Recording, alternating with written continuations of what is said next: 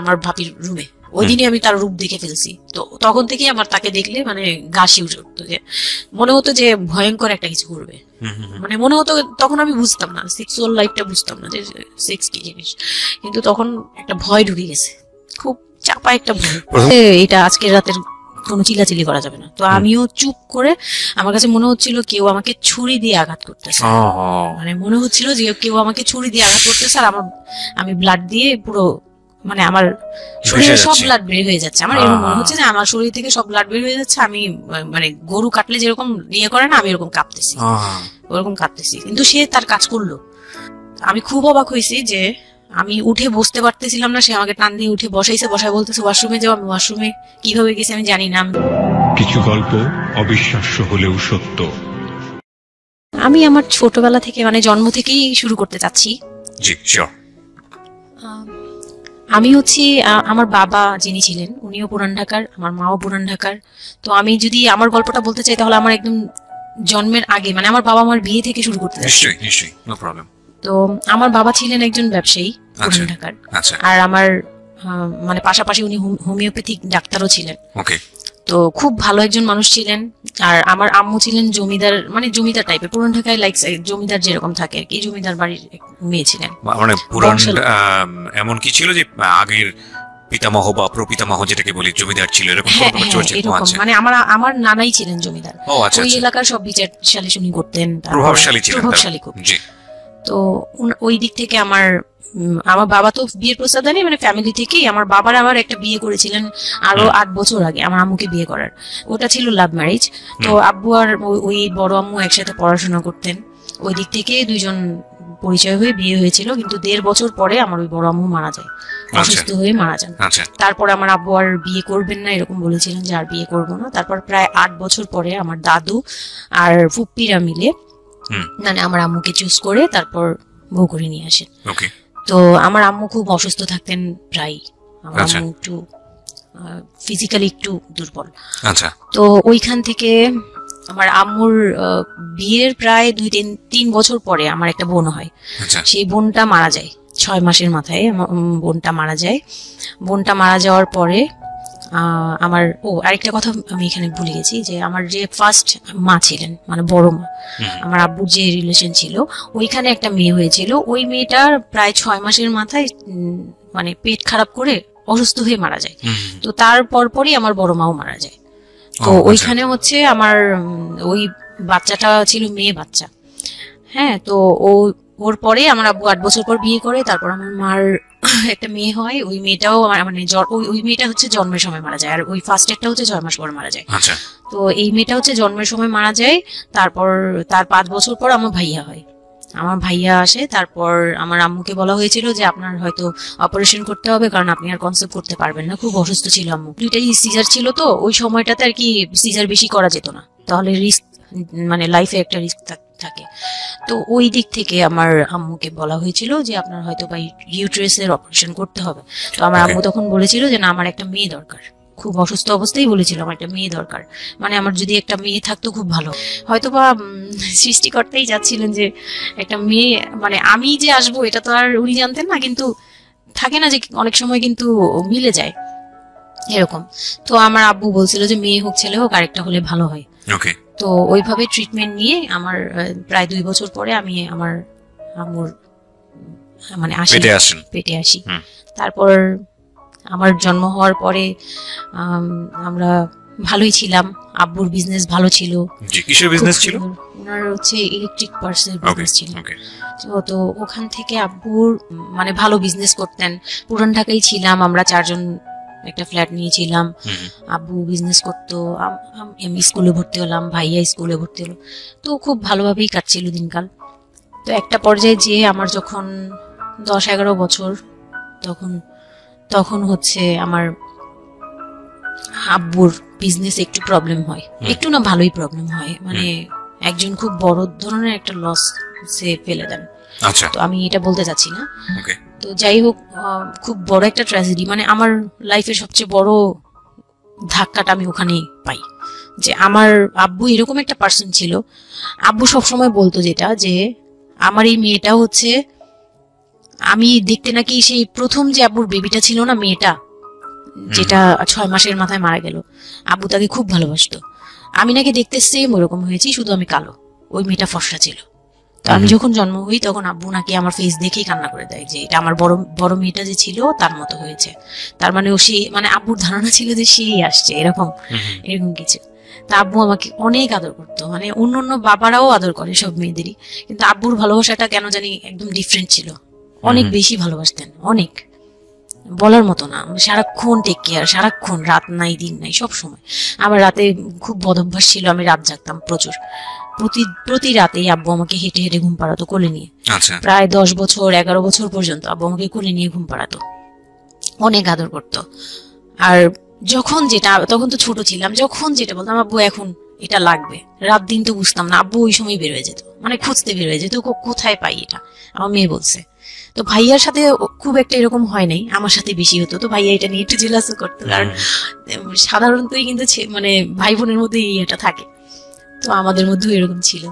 তো আব্বু যখন বিজনেস লস হলো তখন খুব বেশি, মানে আব্বু ভেঙে পড়লো, আমরাও মোটামুটি, আমি তো আর বুঝি না, কিন্তু আমি তখন বুঝতাম যে আমার কিছু একটা কমতে যাচ্ছে, মানে কমতি হচ্ছে আমার, কারণ সবকিছু চাওয়ার পরপরই পাওয়া আর একটু লেট করে পাওয়া, এগুলো নিয়ে একটু একটু মেন্টালি ইয়েতে পড়ে গেলাম। তো আব্বু বুঝতে দিত না, শুধু আম্মুকে বলতো যে ওদের বুঝতে দিবে না। আম্মু আমাদের বুঝতে দেয়নি কখনো, এরকম ভাবে ইয়ে করেনি। কিন্তু একটা সময় দেখলাম কি আব্বু বাসা চেঞ্জ করছে, ছোট বাসা নিচ্ছে, মানে এইগুলো খুব ব্রেনে গিয়ে লাগলো যে ছোট বাসা কেন, আর এরকম কেন হচ্ছে। আব্বু আস্তে আস্তে ব্যবসা গোটাচ্ছে, নতুন কিছু করার চিন্তা করছে, মানে এগুলো নিয়ে আমিও খুব ডিপ্রেসড হয়ে গেলাম। তখন আমি ক্লাস 6-এ 7-এ পড়ি, এরকম হবে 7 থেকে 8-এ উঠবো এরকম। তো আব্বু সবকিছু গুটিয়ে চলে যাচ্ছিল ওনার এলাকায়, মানে দয়াগঞ্জের ওই সাইডে, মানে আমার দাদির এলাকা যে সাইডটা, ওই সাইডটাতে চলে যাচ্ছে। ওখানে চলে যাচ্ছে, বলছে আমি ওখানে বিজনেস করবো, ওখানে একটু মানে রুম রেন্টও কম, আমি ওখানেই চলে যাব। আর আব্বুর যে ফ্ল্যাট একটা কিনেছিল, আব্বু এর মাঝখানে একটা ফ্ল্যাট কিনেছিল কিস্তিতে, তো ওইটাও সেল করে দেয়, সেল করে বিজনেসে ওইটাও ইনভেস্ট করে। এটা একটা বোকামি করে আমার আব্বু। যাই হোক, উনিও বুঝতে পারেনি। তো ওখানে যাওয়ার পরে সেখান থেকে আব্বু আর কিছু করতেই পারলো না। আর আমাকে করলো কি, ওই সাইডটা একটু মানে রাফ এলাকা, তো যে এলাকায় আব্বুরা মানে ওখানে গেল একটু অন্য ধরনের, মানে একটু ইফটিজিং বেশি হয়, এইসব প্রবলেম ফেস করতে হয়। আব্বু তো আমাকে বাসা থেকে বের হতে দিত না, আর ওই সময় আমাকে বোরকা পরাতো। তখন 10-11 বছর বয়স, কিন্তু ওই সময় আমাকে বোরকা পরাতো। তো ওই দিক থেকে চিন্তা করেছে যে এখান থেকে স্কুল চেঞ্জ করতে হবে, এইটি উঠে যাচ্ছে মেয়েটা, তো এখান থেকে স্কুল না চেঞ্জ করে ওর মামার বাসায় থাকুক, আমার ছোট মামার বাসায় আর কি। আমরা তো নানু বাড়ি তো আমার ওখানেই, বংশাল সাইডে আর কি। তো ওইখানে আমার মামা বাসায় নানু বাড়িতে রেখে আমার আব্বু যায়, কিন্তু রাখতে চায় না প্রথমে। আমার আম্মু খুব রিকোয়েস্ট করে যে এখানে ভালো থাকবে। আর আমার মামা ওইখানকার, আবার নানার পরে আমার মামাই ওখানে মোটামুটি প্রভাবশালী, মানে নানার যে প্রভাবটা ওটা আমার মামা পেয়েছে, মানে ওখানে বিচার টিচার যা হয় সব মামা করে, এখনো করে। তো ছোট মামার বাসায় গেলাম, মামি আমাকে খুব আদর করতেন, মামি আমাকে অনেক স্নেহ করেন, সত্যি কথা এখনো অনেক স্নেহ করেন, কিন্তু আমার যাওয়া হয় না, ওটা আমি পরে বলছি। তো তো ওখানে ছিলাম, মামার বাসায় গেলাম, খালার ছেলে, বড় ছেলে, হ্যাঁ, উনি হচ্ছে আমার, মানে মামার বাসায় আসছে হঠাৎ করে। আমি জানতাম না যে কেন আসছে, মাঝে মাঝে দেখা হলে সালাম দিতাম। কি নাম ওনার? ওনার নাম রিপন। ওকে। তো উনি হচ্ছে আমার মামার বাসায় আসছে। আপনার খালাতো ভাই? খালাতো ভাই, উনি আমার খালাতো ভাই, উনি আসছে। তো অনেকদিন পর আর কি আসছে। ও আমি তখন 9-এ পড়ি, পহেলা বৈশাখ ছিল, আমি 8 থেকে 9-এ উঠে গেছি পহেলা বৈশাখ। তো ওই সময়টাতে তাকে দেখলাম যে সে আমাদের বাসায়, রিপন। হ্যাঁ। তো আমি সালাম দিলাম, ভাইয়া কেমন আছেন, কারণ উনি আমাদের অনেক সিনিয়র, অনেক সিনিয়র। আপনি তখন ক্লাস 9-এ পড়েন? হ্যাঁ, 8 থেকে 9 আর কি। 8 থেকে 9-এ, ওকে। হ্যাঁ। তো ওই সময় আমি দেখে বললাম, ভাইয়া কেমন আছেন, চা খাবেন? তো আমার মামা বললো, হ্যাঁ চা বানিয়ে নিয়ে আসো। তো আমি গিয়ে পরে শুনি যে আমার মামাতো ভাই আমাকে বলতেছে যে আমার মামাতো ভাই আবার আমার একদম মানে আপন ভাইয়ের চেয়েও বেশি বলবো, কারণ ওর সাথে আমি সবকিছু, মানে ও আর আমি একসাথে বড় হয়েছি, কখনো মনে হয়নি যে এটা আমার মামাতো ভাই, নিজের ভাই মনে হতো। তো আমার বলতেছে যে তুই তো এখন আন্টি হয়ে যাবি, মানে দুষ্টুমি করতেছে যে তুই তো এখন বড় ভাবি হয়ে যাবি, হ্যান তেন। আমি বলি কেন? বলে রিপন ভাই না তোরে বিয়ে করতে চায়। তো আমি খুব হেসে দিলাম হেসে দিলাম, মানে আমি বলতেছি যে দুষ্টামি করতেছে এরকম ভাবছিলাম, যে মনে হয় ফান করছে। আমি ওর সাথে আবার কতক্ষণ চিল্লাচিল্লি যাই, উল্টাপাল্টা কথা বলিস কেন সেই। তো এগুলা নিয়ে ওরা সবাই মিলে আমার সাথে বলতেছে, বলে কি কেমন কথা বলো। উনি বয়সে কত বড় ছিল আপনার থেকে? আমার তখন 13, আর উনার তখন ধরেন 37। 24 বছরের বড়, মানে আপনার না 24 বলতে এখানে, হ্যাঁ 24 বছরই তো বড়, তাই তো? ও মাই গড, ওকে। তো উনি তখন, আমি ভাবতেই পারিনি যে এই লোকটার সাথে আমার বিয়ে দিবে সবাই। মানে ও বললে তো এটা পাগলামি মনে করার কথা, যে এটা একটা পাগলামি, এটা কেমন কথা যে উনি যদি মানে লিগ্যাল বয়সে বিয়ে করতে হয় তো আমার সমান একটা বাচ্চাই থাকতো। হ্যাঁ, আমি না ভাবতেই পারিনি তখন। তারপরেও না আমি চুপ হয়ে গেছি, আমি এই ব্যাপারে ডিসিশন দেওয়ার মতো বয়স আমার ছিল না, জ্ঞানও ছিল না। তো হুট করে আমার মামা মামি আমাকে জিজ্ঞেস করারও প্রয়োজন বোধ করেনি, বা জানানোরও প্রয়োজন, কি কারণে জানি না, তবে ওনারাই ডিসিশন নিয়ে বললো যে আমার আব্বু আম্মুকে জানালো, আমার মেজু খালা যে মানে আমার আম্মুর ইমিডিয়েট বড় যে, উনাকে আমার আব্বু আম্মুর কাছে পাঠায়। আর আমার আব্বু আম্মু তখন থাকে হচ্ছে তারই আমার এক ফুপির বাসায়, বাসা ভাড়া নিয়ে থাকে আর কি। তো ফুপির বাসায় থাকে, ফুপির নিজের বাসা, তো ওখানে থাকে। তো আব্বুর কাছে পাঠায়, তখন আমিও যাই ওই বাসায়। তো আমি তো আর জানি না এই কথা বলতে আসবে।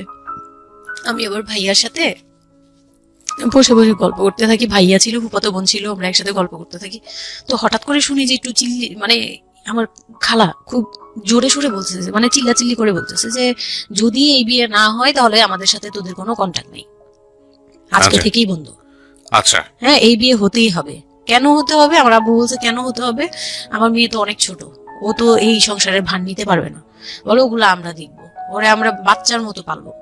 মানে উনি বলতেছে আমি দায়ভার নিলাম, আমি সবকিছু নিলাম, এইভাবে বলতেছে আমি সবকিছু দেখবো, এগুলা নিয়ে কোনো টেনশনের কিছু নাই, নিজেদের মানুষ, এর চেয়ে ভালো কোনো অফার কোনোদিন পাবা না, মানে এর চেয়ে ভালো কোনো প্রস্তাব আসবে না, এই না সেই না, সেই অনেক কিছু বলতেছে। বউমুখে কনভিন্স করতেছে যে এইটা যদি তোমরা হাতছাড়া করো তাহলে আর কখনো মেয়ের জন্য ভালো কিছু পাবা না, আর আমাদের সাপোর্ট তো জীবনও পাবা না, তোমাদের একটা সাইড পুরো বন্ধ হয়ে যাবে, মানে আমরা আমাদের সাথে তোমাদের একদম রিলেশন শেষ, তোমাদের মেয়ে এখনই রেখে যাবো, তোমরা কি করবা করো।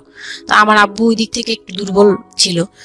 পরে আমি এটা শুনে কান্না করে দিছি, মানে সাথে সাথে কান্না করে দিছি।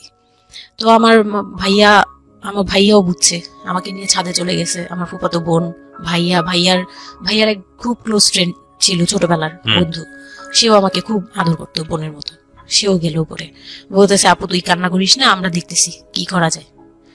তো আমার ভাইয়া বলতেছে, বলে কি আমি ওরে নিয়ে কোথাও পালিয়ে যাই, আমার মনে হচ্ছে যে আমি ওকে নিয়ে এখন কোথাও পালিয়ে যাই।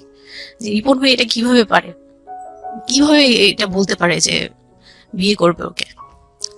তো আমি খুব কান্নাকাটি করছিলাম। আমার খালা চলে গেল, খালা চলে যাওয়ার পরে আমার ভাইয়া আব্বুকে যে কি বলছে জানি না, আব্বু আবার ছাদে আসছে, আমি কান্না করতেই আসি, মানে তখন কন্টিনিউ কান্না করতেছি। তো আমার আব্বু ছাদে এসে যেটা বললো যে, আমার আব্বু তখন বললো যে, বলে আমি তোমাকে নিয়ে মানে বনে চলে যাব দরকার পড়লে, কিন্তু আমি ওর কাছে তোমাকে দিব না।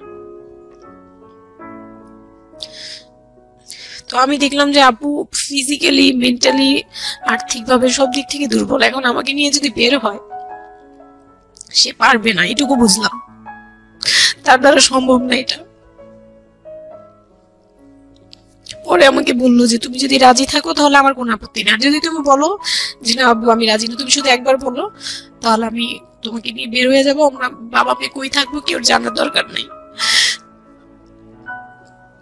আপনার মার কি ভূমিকা ছিল এই সময়?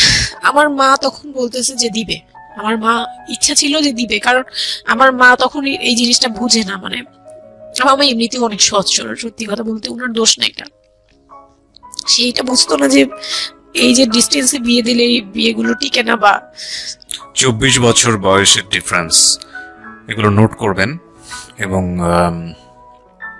খুব ইম্পর্টেন্ট, আসলে খুব ইম্পর্টেন্ট, কারণ বয়সের গ্যাপটা, না ঠিক আছে কিছু কিছু মানুষের জীবনে যে ব্যতিক্রম ঘটে না তা কিন্তু না, কিন্তু এই ব্যতিক্রমটা যদি আমরা উদাহরণ হিসেবে নিয়ে সবার উপর চাপিয়ে দেওয়ার চেষ্টা করি তাহলে কিন্তু সেটা সম্ভব নয়।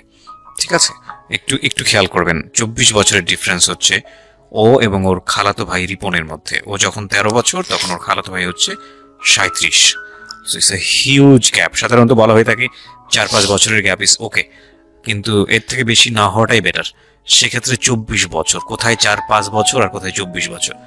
হ্যাঁ, দেন হচ্ছে ওই বিয়েটা মানে আপনি কি বললেন? এখন তো আমি সিদ্ধান্ত তখন- আসলে আপনার জায়গায় ছিল। সিদ্ধান্ত আমার জায়গায় বলতে আমি তখন 13 বছর বয়স, তো মানে আমি তখন প্রেমও করিনি একটাও। হুম, মানে একটা এজ থাকে কিন্তু সবকিছুরই। হুম, মানে তখন দেখতাম যে আশপাশে মানে যারা কলেজে পড়ে, হুম, আমার একটা টার্গেট ছিল যে আমিও একদিন কলেজে পড়বো, আমার অনেক ফ্রেন্ড সার্কেল থাকবে, অথবা আমার ভালো একটা রিলেশন থাকবে, হুম, বা বিয়ে হবে, এরকম সবারই একটা ইয়ে থাকে। কিন্তু ওই বয়সটাতে আমার ওইটুকু যাওয়ারও মানে ওই চিন্তাতে আমি যাইনি তখনও, যে আমি একটা রিলেশন করব আর ওই জায়গায় বিয়ে। প্রিয় শ্রোতা, আমরা এখানেই একটা ছোট্ট বিরতি নেব। বিরতির তারপর তো আমি আমার আব্বুকে মনে প্রাণে বিশ্বাস করতাম, তো আব্বুর উপরে ছেড়ে দিলাম। আব্বুকে আর ভাইয়াকে বললাম যে, দুইজন সামনে ছিল, আমাকে বারবার জিজ্ঞেস করতেছে তুমি যদি ইয়েস বলো ইয়েস, তুমি যদি না বলো তাহলে আমি তোমাকে নিয়ে বেরিয়ে যাবো। আমার ভাইয়াও বলতেছে বলে আমিও আপনার সাথে যাব। তো আমি দেখতেছি আব্বু এমনিতেই 1 থেকে 1.5 বছর বা 2 বছর ধরে এরকম সার্ভাইভ করতেছে, মানে নিজে যুদ্ধ করে পারতেছে না, কাজকর্ম সবকিছু বন্ধ হয়ে গেছে, মানে বিজনেস টিজনেস সব গুটিয়ে ফেলছে। তারপর উনি যে এখন নিজে চলবে ওইটাই চলতে পারতেছে না, মানে খুব কষ্ট হচ্ছে। আমাকে আমার মতো মানে আমাকে যেখানে উনি একটা রাত 24 ঘন্টা একবার হলো আমাকে দেখতে হতো, ওই জায়গায় আমার মামার বাসায় ফেলে রাখছে, প্রতিদিন হেঁটে যেত, দেখে আসতো, একবার হলেও দেখে আসতো, মানে এরকম কষ্টগুলো করছে। ওই দিক থেকে চিন্তা করে দেখলাম যে না, আমার আসলে ওনাকে প্রেশার দেওয়া উচিত না, ওনার উপর ছেড়ে দিই। তখন আর কি এটাই মাথায় কাজ করছে যে আব্বু আপনি যেটা বলবেন সেটাই। পরে তার 1 সপ্তাহের মধ্যে 14 এপ্রিল পয়লা বৈশাখ আর 23 তারিখে আমার এঙ্গেজমেন্ট হয়। এনগেজমেন্ট হয়ে যায়। হ্যাঁ, ওই উনি একদম খুব তাড়াহুড়া করে যে এঙ্গেজমেন্ট হতে হবে, বিয়ে হতে হবে খুব শীঘ্রই, তো ওইভাবে এঙ্গেজমেন্ট হয়। আমার এঙ্গেজমেন্টের পরেও আমি একদম স্টপ, আমি আমার মাথায় কিছুই, তখন আমি পুরোপুরি ব্ল্যাঙ্ক, মানে আমি যে নিজের থেকে কিছু বলবো কিছু করব আমার ভিতরে ওইগুলো আর কাজ করছিল না। স্কুলে যাইতাম, অনেক সময় যাই না, এরকম আর কি, যে যেতে ইচ্ছে করলে যাই, না ইচ্ছে করলে যাই না, ওকে, এরকম হয়ে গেলাম। এঙ্গেজমেন্টের 3 মাস পরে বিয়ে হওয়ার কথা ছিল, কিন্তু ঘুরতে ঘুরতে 4 থেকে 5 মাস ইয়ে হলো। তো 2004-এ 4 থেকে 5 মাসের মধ্যে সে আমার সাথে অনেকবার দেখা করতে চাইছে, কেউ দেখা করতে দেয়নি, কারণ আমার ফ্যামিলি খুব রেস্ট্রিক্টেড ছিল এইসব ব্যাপারে, কেউ দেখা করতে দেয়নি। আর আমিও ভয় পেতাম, তো আমি খুবই ভয় পেতাম, উনাকে অনেক ভয় পেতাম, সোজা কথা আমি উনাকে খুব ভয় পেতাম। তো এর মাঝখানে এক ভাবি, আমার নানু বাড়িতে ছিলাম, তো মানে মামা বাড়ি, আমার মামার নিজের বিল্ডিং হচ্ছে একটা, আর নানু বাড়ি পুরোনোটা, যেটা পুরোনো বাড়ি, ওখানে তো আমার সব জয়েন্ট ফ্যামিলি, মানে আমার অন্য মামারা এবং মামাতো ভাইয়ের বউরা সবাই একসাথে থাকে। তো আমার এক মামাতো ভাইয়ের বউ তাকে খুব রিকোয়েস্ট করছে যে ভাবি আপনি ওকে একটু ডেকে দেন, কথা বলবো। তো আমার মামাতো ভাইয়ের বউ মনে করছে যে সে তো তাদের তো বিয়ে হচ্ছে, তো সমস্যা কি, ডেকে ডেকে দিই। তো আমাকে আর বলে নাই। প্রথমে একবার আমাকে বলছিল যে দেখা করে দিবে, তখন আমি বলছি না আমি যাবো না, আমি দেখা করবো না, আমার খুব ভয় লাগতো। তখন আমার বিয়ের মনে হয় 1.5-2 মাস আগের কথা এটা। তো আমার মামাতো ভাইয়ের বউ আমাকে ডাকছে যে কিছু একটা বলে, মানে জামা বানানো বা সামহাও এরকম কিছু একটা, অনেক বছর আগে, তো ভুলেও গেছে যে কি কি একটা কারণে আমাকে ডাকছে সে। তো আমি গেলাম, একদম মনের অজান্তেই গেলাম। গিয়ে পরে রুমে গেছি, পরে দেখি হইলো মানে রিপন বসে আছে। তো বসে আছে দেখে না আমার একদম খুব একটা আঘাত লাগলো যে এই ভাবি আমাকে এইভাবে নিয়ে আসলো। আর ভাবি তো মজা করে, মানে ওনারও দোষ না, উনি ভাবতেছে যে নতুন বিয়ে হবে, ওদেরকে একসাথে করিয়ে এসে। তো উনি বললো কি আচ্ছা তোরা বস, আমি চা নিয়ে আসি, এরকম বলে উঠে গেল না, আমার আরো ভয় লেগে গেছে।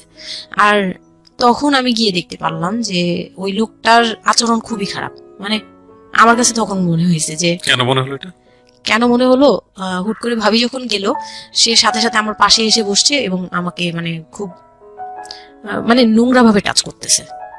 তখন আমার বয়স খুব ছোট, তো স্বাভাবিক না এটা আমার কাছে ভালো না লাগার কথাই, কারণ আমি তাকে বড় ভাই জানি। এক্স্যাক্টলি, মানে কয়দিন আগেও তো সালাম কালাম দিয়ে দূরে থেকে কথা বলতাম। হ্যাঁ, বড় ভাইয়া বলতাম, সবাই মানে তাকে বড় ভাইয়াটাকে আমিও বড় ভাইয়া ডাকতাম ওই ইয়ে থেকে। আর সেই লোকটা এসে আমাকে মানে খুব অপ্রীতিকর ভাবে জড়িয়ে ধরতেছে, তারপর জড়াজড়ি করতেছে, মানে খুব ঘেন্না লেগে গেল।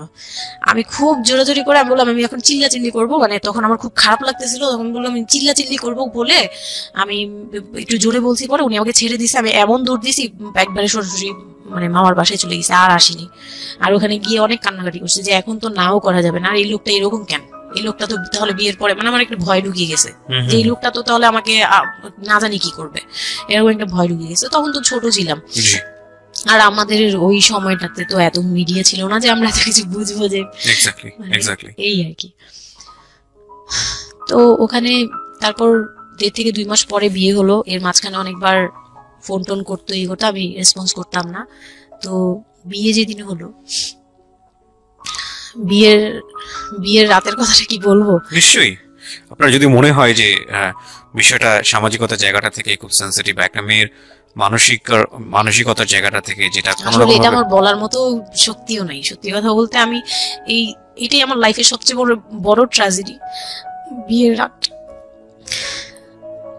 হয়তো আপনি খেয়াল করছেন কিনা জানি না, কিন্তু আপনি মাঝখানে বললেন যে আমি অ্যাফেয়ার করবো কিভাবে, আমার মন তো তখনই ভেঙে দিছে। আমার ভিতরে একটা ভয় কাজ করে।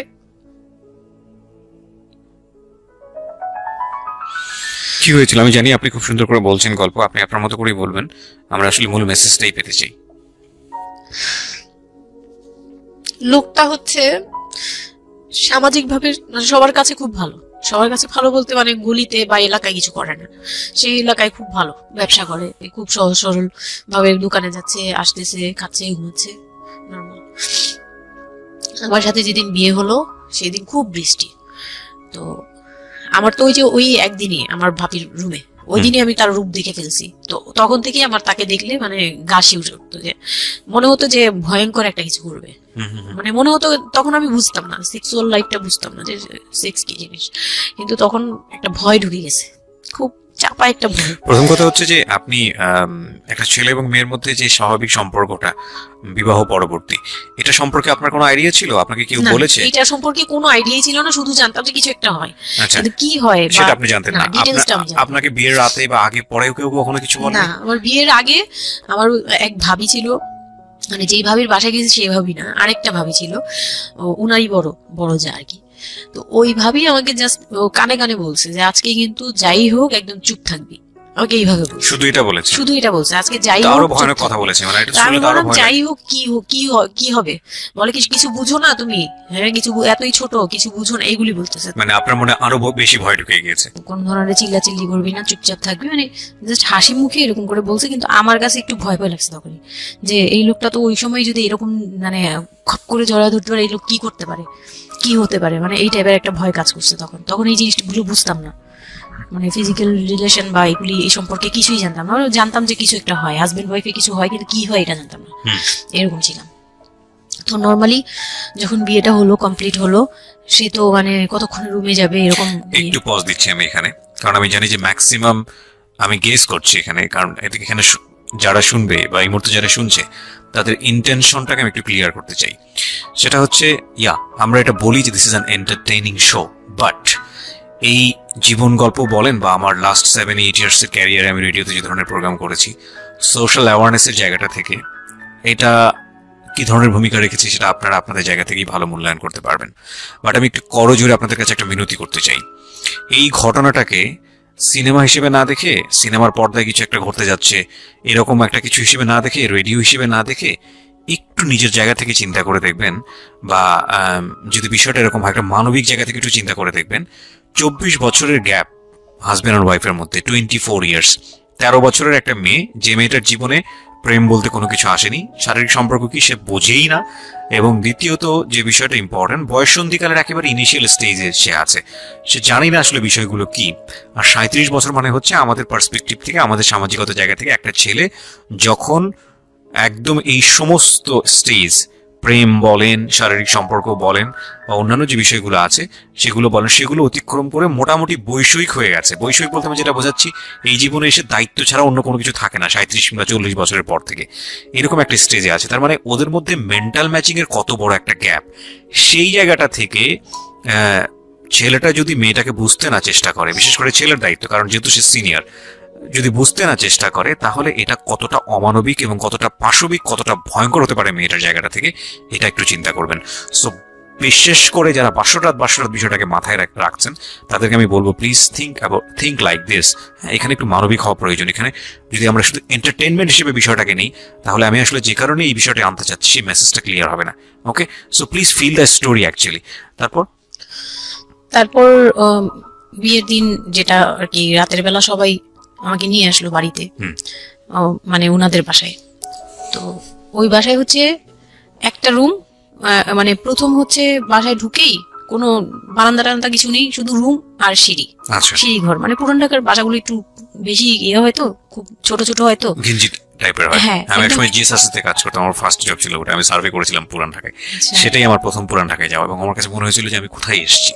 অনেক ঘিঞ্জি ভাইয়া। না, এটা কারণ হচ্ছে পুরান ঢাকা নিয়ে অনেকেই অনেক কিছু বলেন, কারণ ঢাকায় যারা তাদের কাছে পুরান ঢাকাটা একটা নস্টালজিক জায়গা। আমি তো আর ঢাকায় বড় হইনি, সো আমার কাছে ঢাকা, আমি যখন ঢাকায় প্রথম পাড়া দিয়ে যখন পাবলিক বাসে উঠেছিলাম তখন আমার কাছে মনে হচ্ছে আল্লাহ আমি কোথায় আসলাম, এই জায়গায় আমি কেন আসলাম। তো নর্মালি হচ্ছে ঢাকায় এরকম। তারপরে যখন পুরান ঢাকায় গেলাম, পুরান ঢাকার সাথে আমার ওই ধরনের অ্যাটাচমেন্ট কখনোই ছিল না, অনেক বেশি, অনেক ঘিঞ্জি। আমার মনে আছে চকবাজারের যেই চকবাজার নামে একটা যে জায়গা আছে, ওখানে চুরি প্রতিভা কি যেন একটা আছে না, যে মেয়েদের কসমেটিক্স বিক্রি করে, ম্যাক্সিমাম হচ্ছে নকল, আমি জানি না এখন কি রকম আছে। তো আমি জীবনে কোনোদিন দেখি নাই যে একটা মানুষ আরেকটা মানুষকে গলি দিয়ে ক্রস করতে পারে। এবং ইন্টারেস্টিং বিষয় হচ্ছে এখানে তো মেয়েরা ঢোকেই না, এবং ওর ঢোকার পরে ওপরে ছাদ, মানে এমন ভাবে বিল্ডিংটা, অনেকগুলো বিল্ডিং মিলে ওই এলাকাটা, ওখানে ধাক্কা লাগবে, মানে এরকম একটা অবস্থা যে একজন আরেকজনকে ক্রস করতে ভয়ানক, মানে ভয়ানক অবস্থা। আর আমি সার্ভে করেছিলাম, যেহেতু আমি বিল্ডিং গুলো সার্ভে করতাম, মানে অনেক, আমি একটা ইউনিভার্সিটিতে অনার্স দিয়ে, না অনার্সের থার্ড ইয়ার বা সেকেন্ড ইয়ারে থাকা অবস্থার ঘটনা এটা, আমি সার্ভে করেছিলাম বিল্ডিং গুলো। তো সেই সময় ওই সময়টাতে আমার একটু জানা হয়েছে আর কি। তো আসলে ভয়ানক রকমের কিনছি। হ্যাঁ, তো বলুন যেটা বলছিলেন।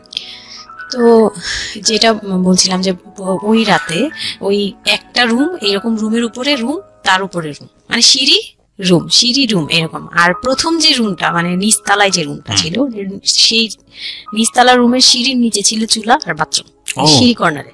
ওকে, মানে এটা হচ্ছে ওদের নিজের বাড়ি।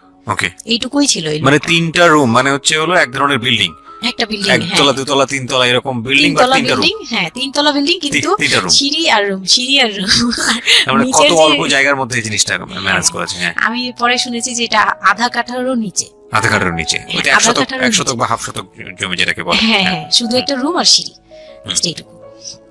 তো ওইটুকুর মধ্যেই মানে বাড়িটা। তো ওই বাড়িতে আমার খালার বাড়ি ছিল, আমি তো প্রায়ই যেতাম, বেড়াতে যেতাম ছোটবেলায়। তো আমাকে নিয়ে গেল, আর তিনতলার রুমে সবচেয়ে পরের রুম যেটা, ওটাতে আবার আমার মানে মেজো দেবর সম্পর্কে ছিল। সে আমাদেরও, মানে আমার বিয়ের 12 বছর আগে বিয়ে করে ফেলছে। সে লাভ ম্যারেজ করছে, মানে উপযুক্ত বয়সে বিয়ে করছে। আর আমার হাজবেন্ড আবার ছিল যে উনি আবার খুব লেটে বিয়ে করছে, মানে ফ্যামিলির দায়িত্ব পালন করে সবকিছু শেষ করে তারপর বিয়ে। 37 আসলে খুব লেট না, কিন্তু 37 এর জায়গা থেকে 13 বিয়ে করাটা খুব অবিবেচ্য। আমার জন্য তো সে অনেক বড়। যাই হোক, তারপর ওই দেবরের যখন বিয়ের 12 বছর হয়ে গেছে তখন উনি বিয়ে করছে। আর তো ওই ভাইয়া, মেজো ভাইয়া যে ছিলেন, তো মেজো ভাইয়ার রুমটা ছিল তিনতলায়। আমি ওখানেই আমার বাসর ঘরটা করা হয়েছিল আর কি। তো ফুল টুল তেমন ভালো আনা হয়নি, সে খুব রাগারাগি করছে। ছোট ভাই যারা ছিল এলাকার, ছোট ভাইটাই ওদের সাথে খুব রাগারাগি করছে আমার হাজবেন্ড যে ছিলেন। এটা কোনো ঘর সাজানো হলো এই সেই বলে চলে, এখন তোমরা বের হও, অনেক হয়েছে, এখন তোমরা যাও, মানে খুব রাগারাগি করতেছে। তো আমি রাগ দেখে আরো ভয় পেয়ে গেছি প্রথম রাত। তারপর আবার আমি মানে এই অবস্থায় আসছি, বউ হয়ে আসছি, আমার শরীরে ভারী গহনা, শাড়ি টাড়ি, মানে আমি এগুলোর ওজন নিতে পারছি না। 4-5 ঘন্টা হয়ে গেছে আমাকে এগুলো পরায় রাখা হয়েছে, ভারী মেকআপ দেওয়া হয়েছে, আমি এগুলো কখনো ইউজ করিনি ফার্স্ট লাইফে। মানে আমি দেবীর মতো সেজে বসে আছি, এরকম একটা ইয়ে। তো খুব ভয়েও কাজ করছে, নার্ভাসনেস। তারপর এখন কি হবে, সবাই বের হয়ে গেলে কি হবে, এটা একটা টেনশন। আর শুধু মানে কেমন জানি একটা ফিল, যেটা সাধারণত নরমালি হওয়া উচিত একটা ছেলে এবং একটা মেয়ের জায়গাটা থেকে। এটা হচ্ছে জীবনের সবচেয়ে সুন্দরতম মুহূর্তের একটা, রাইট? আমরা সেটাই চিন্তা করি না। একটা মেয়ের জীবনে স্বপ্ন থাকে তার একটা বাসর রাত কিংবা ফুলসজ্জার রাত, আমরা যেটাই বলি সেটা নিয়ে। একটা ছেলের জীবনেও নিশ্চয়ই থাকে, এবং সেটা চমৎকার হয়ে সারা জীবন স্মৃতি হয়ে থাকুক, এরকম কিছু একটা থাকে। এবং সেখানে বিষয়টা যদি এরকম হয় যে একটা মেয়ের জীবনে আতঙ্কের রাত এবং ভয়ানক রকম আতঙ্কের, সবচেয়ে বড় আতঙ্কের রাত ছিল ওটা, তাহলে আপনি চিন্তা করে দেখতে পারেন। এবং সেটাকে যারা আজকে এই রেডিও যারা শুনে, যারা এটাকে এন্টারটেনমেন্ট হিসেবে নিচ্ছেন, তাদের জায়গা থেকে আমি বলতে পারি যে এখানে নিজেরও কিন্তু একটা পরিচয়ের বিষয় আছে। হ্যাঁ, মানে নিজের পরিচয়টা নিজের কাছে কি দিচ্ছেন একটু চিন্তা করে দেখেন। ঘটনার ভেতরে ঢোকার চেষ্টা করুন, এই মেয়েটার মানবিক অনুভূতিটাকে জানার চেষ্টা করুন, অন্য কিছু নয় প্লিজ। কজ আমরা আমাদের সামাজিকতার জায়গাটা থেকে মেয়েদের এই বিষয়গুলোকে উইথড্র করে বা না ভেবে তাদেরকে কখনো কখনো সারা জীবনটা ধ্বংসের দিকে ঠেলে দিই। হয়তো মেয়েটার ক্ষেত্রে এরকমই কিছু হয়েছে, আমরা একটু সামনের দিকে আগাবো। জি, তারপর তারপর উনি আমাকে আমি তখন শাড়ি টাড়ি পরা, গহনা পরা, তো খুব নর্মালি সবাই চলে গেল পরে খুব নর্মালি আমাকে বলতেছে যে ড্রেসটা চেঞ্জ করো, শাড়িটা চেঞ্জ করো, গহনা টহনা চেঞ্জ করো। তো আমি আমার লাগেজ থেকে একটা 3 পিস নিলাম, ওই 3 পিসটা নিয়ে ওয়াশরুমে চলে গেলাম। ওয়াশরুম বলতে ওই যে উপরের রুমেই একটা ওয়াশরুম আছে, আর নিচের রুমে মানে উপরের রুমে তো আর সিঁড়ি ঘর নাই, সিঁড়ি ঘরটাতেই একটা ওয়াশরুম ছিল, ছোট্ট একটা টয়লেট ছিল। ওইটাতে গিয়ে আমি চেঞ্জ করলাম খুব কষ্টে, চেঞ্জ করে তারপর মুখের মেকআপ টেকআপ এগুলো ওয়াশ করে আসলাম। তারপর আসার পরে উনি বলতেছে উজু করে আসো। হ্যাঁ, তো আমি উজু করলাম, উনি উজু করছে করে, মানে প্রথম রাতে নাকি নামাজ পড়তে হয় সবাই বলে দিছে, তো ওই নামাজ পড়লো আমাকে নিয়ে। নামাজ পড়ার পরে বেডে গেলাম, মানে আমি বিছানায় যে বসলাম, খুব ভয়ে ভয়ে আছি যে কি বলবে কি করবে জানি না। তো উনি আমার পাশে এসে বসে আমাকে ফার্স্ট কথা যেটা বললো, মানে এইটাই ফার্স্ট কথা ছিল যে আমি তো ওই ফ্যামিলির বড় ছেলে, আর তুমি তো আমাদের ফ্যামিলির সবাইকে চিনো জানো, তোমার তো আর চেনা জানার দরকার নাই। আর আমার তখন ওনার মা মারা গেছে 3-4 বছর, মানে 3 বছর হবে এরকম, 3 থেকে 4 বছর এরকম হবে। মানে আমার মা মারা যাওয়ার পরে আমি এখন সংসার দেখি, আমার হয়ে আমার মার জায়গাতে এখন তুমি। এটা শোনার পর আমার কাছে মনে হলো আস্ত একটা বাড়ি আমার মাথার উপর তুললো। এটা আমি যেখানে নিজের এটা একটা বিষয়, কথাটা কিন্তু খুব সুন্দর বলেছে। মানে ওর 37 ইয়ার্স এর জায়গাটা থেকে এটা খুব সুন্দর একটা কথা, কিন্তু কথা হচ্ছে 13 বছরের একটা মেয়ে কেন এটা বুঝতে যাবে? ও কিন্তু এটাই বুঝেছে যে এই 3 তলা একটা বাড়ি, 3 রুমের একটা বাড়ি ওর মাথার উপরে দিয়ে দেওয়া হলো। দেখুন, এই জিনিসটাই আমি আপনাদেরকে বোঝানোর চেষ্টা করছি যে আসলে সবকিছুর একটা বয়স থাকে। হ্যাঁ, এবং ছেলেটার জায়গা থেকে কিন্তু খুব সুন্দর নামাজ পড়েছে, বসছে, এখন পর্যন্ত আমাদের কাছে ভালোই লাগছে শুনতে। কিন্তু এটা আসলে কেউ বুঝতে চাইবে? 13 বছরের মেয়েটাকে এই জিনিসটা বুঝতে চাইবে? এইটা বোঝাটা জরুরি ছিল।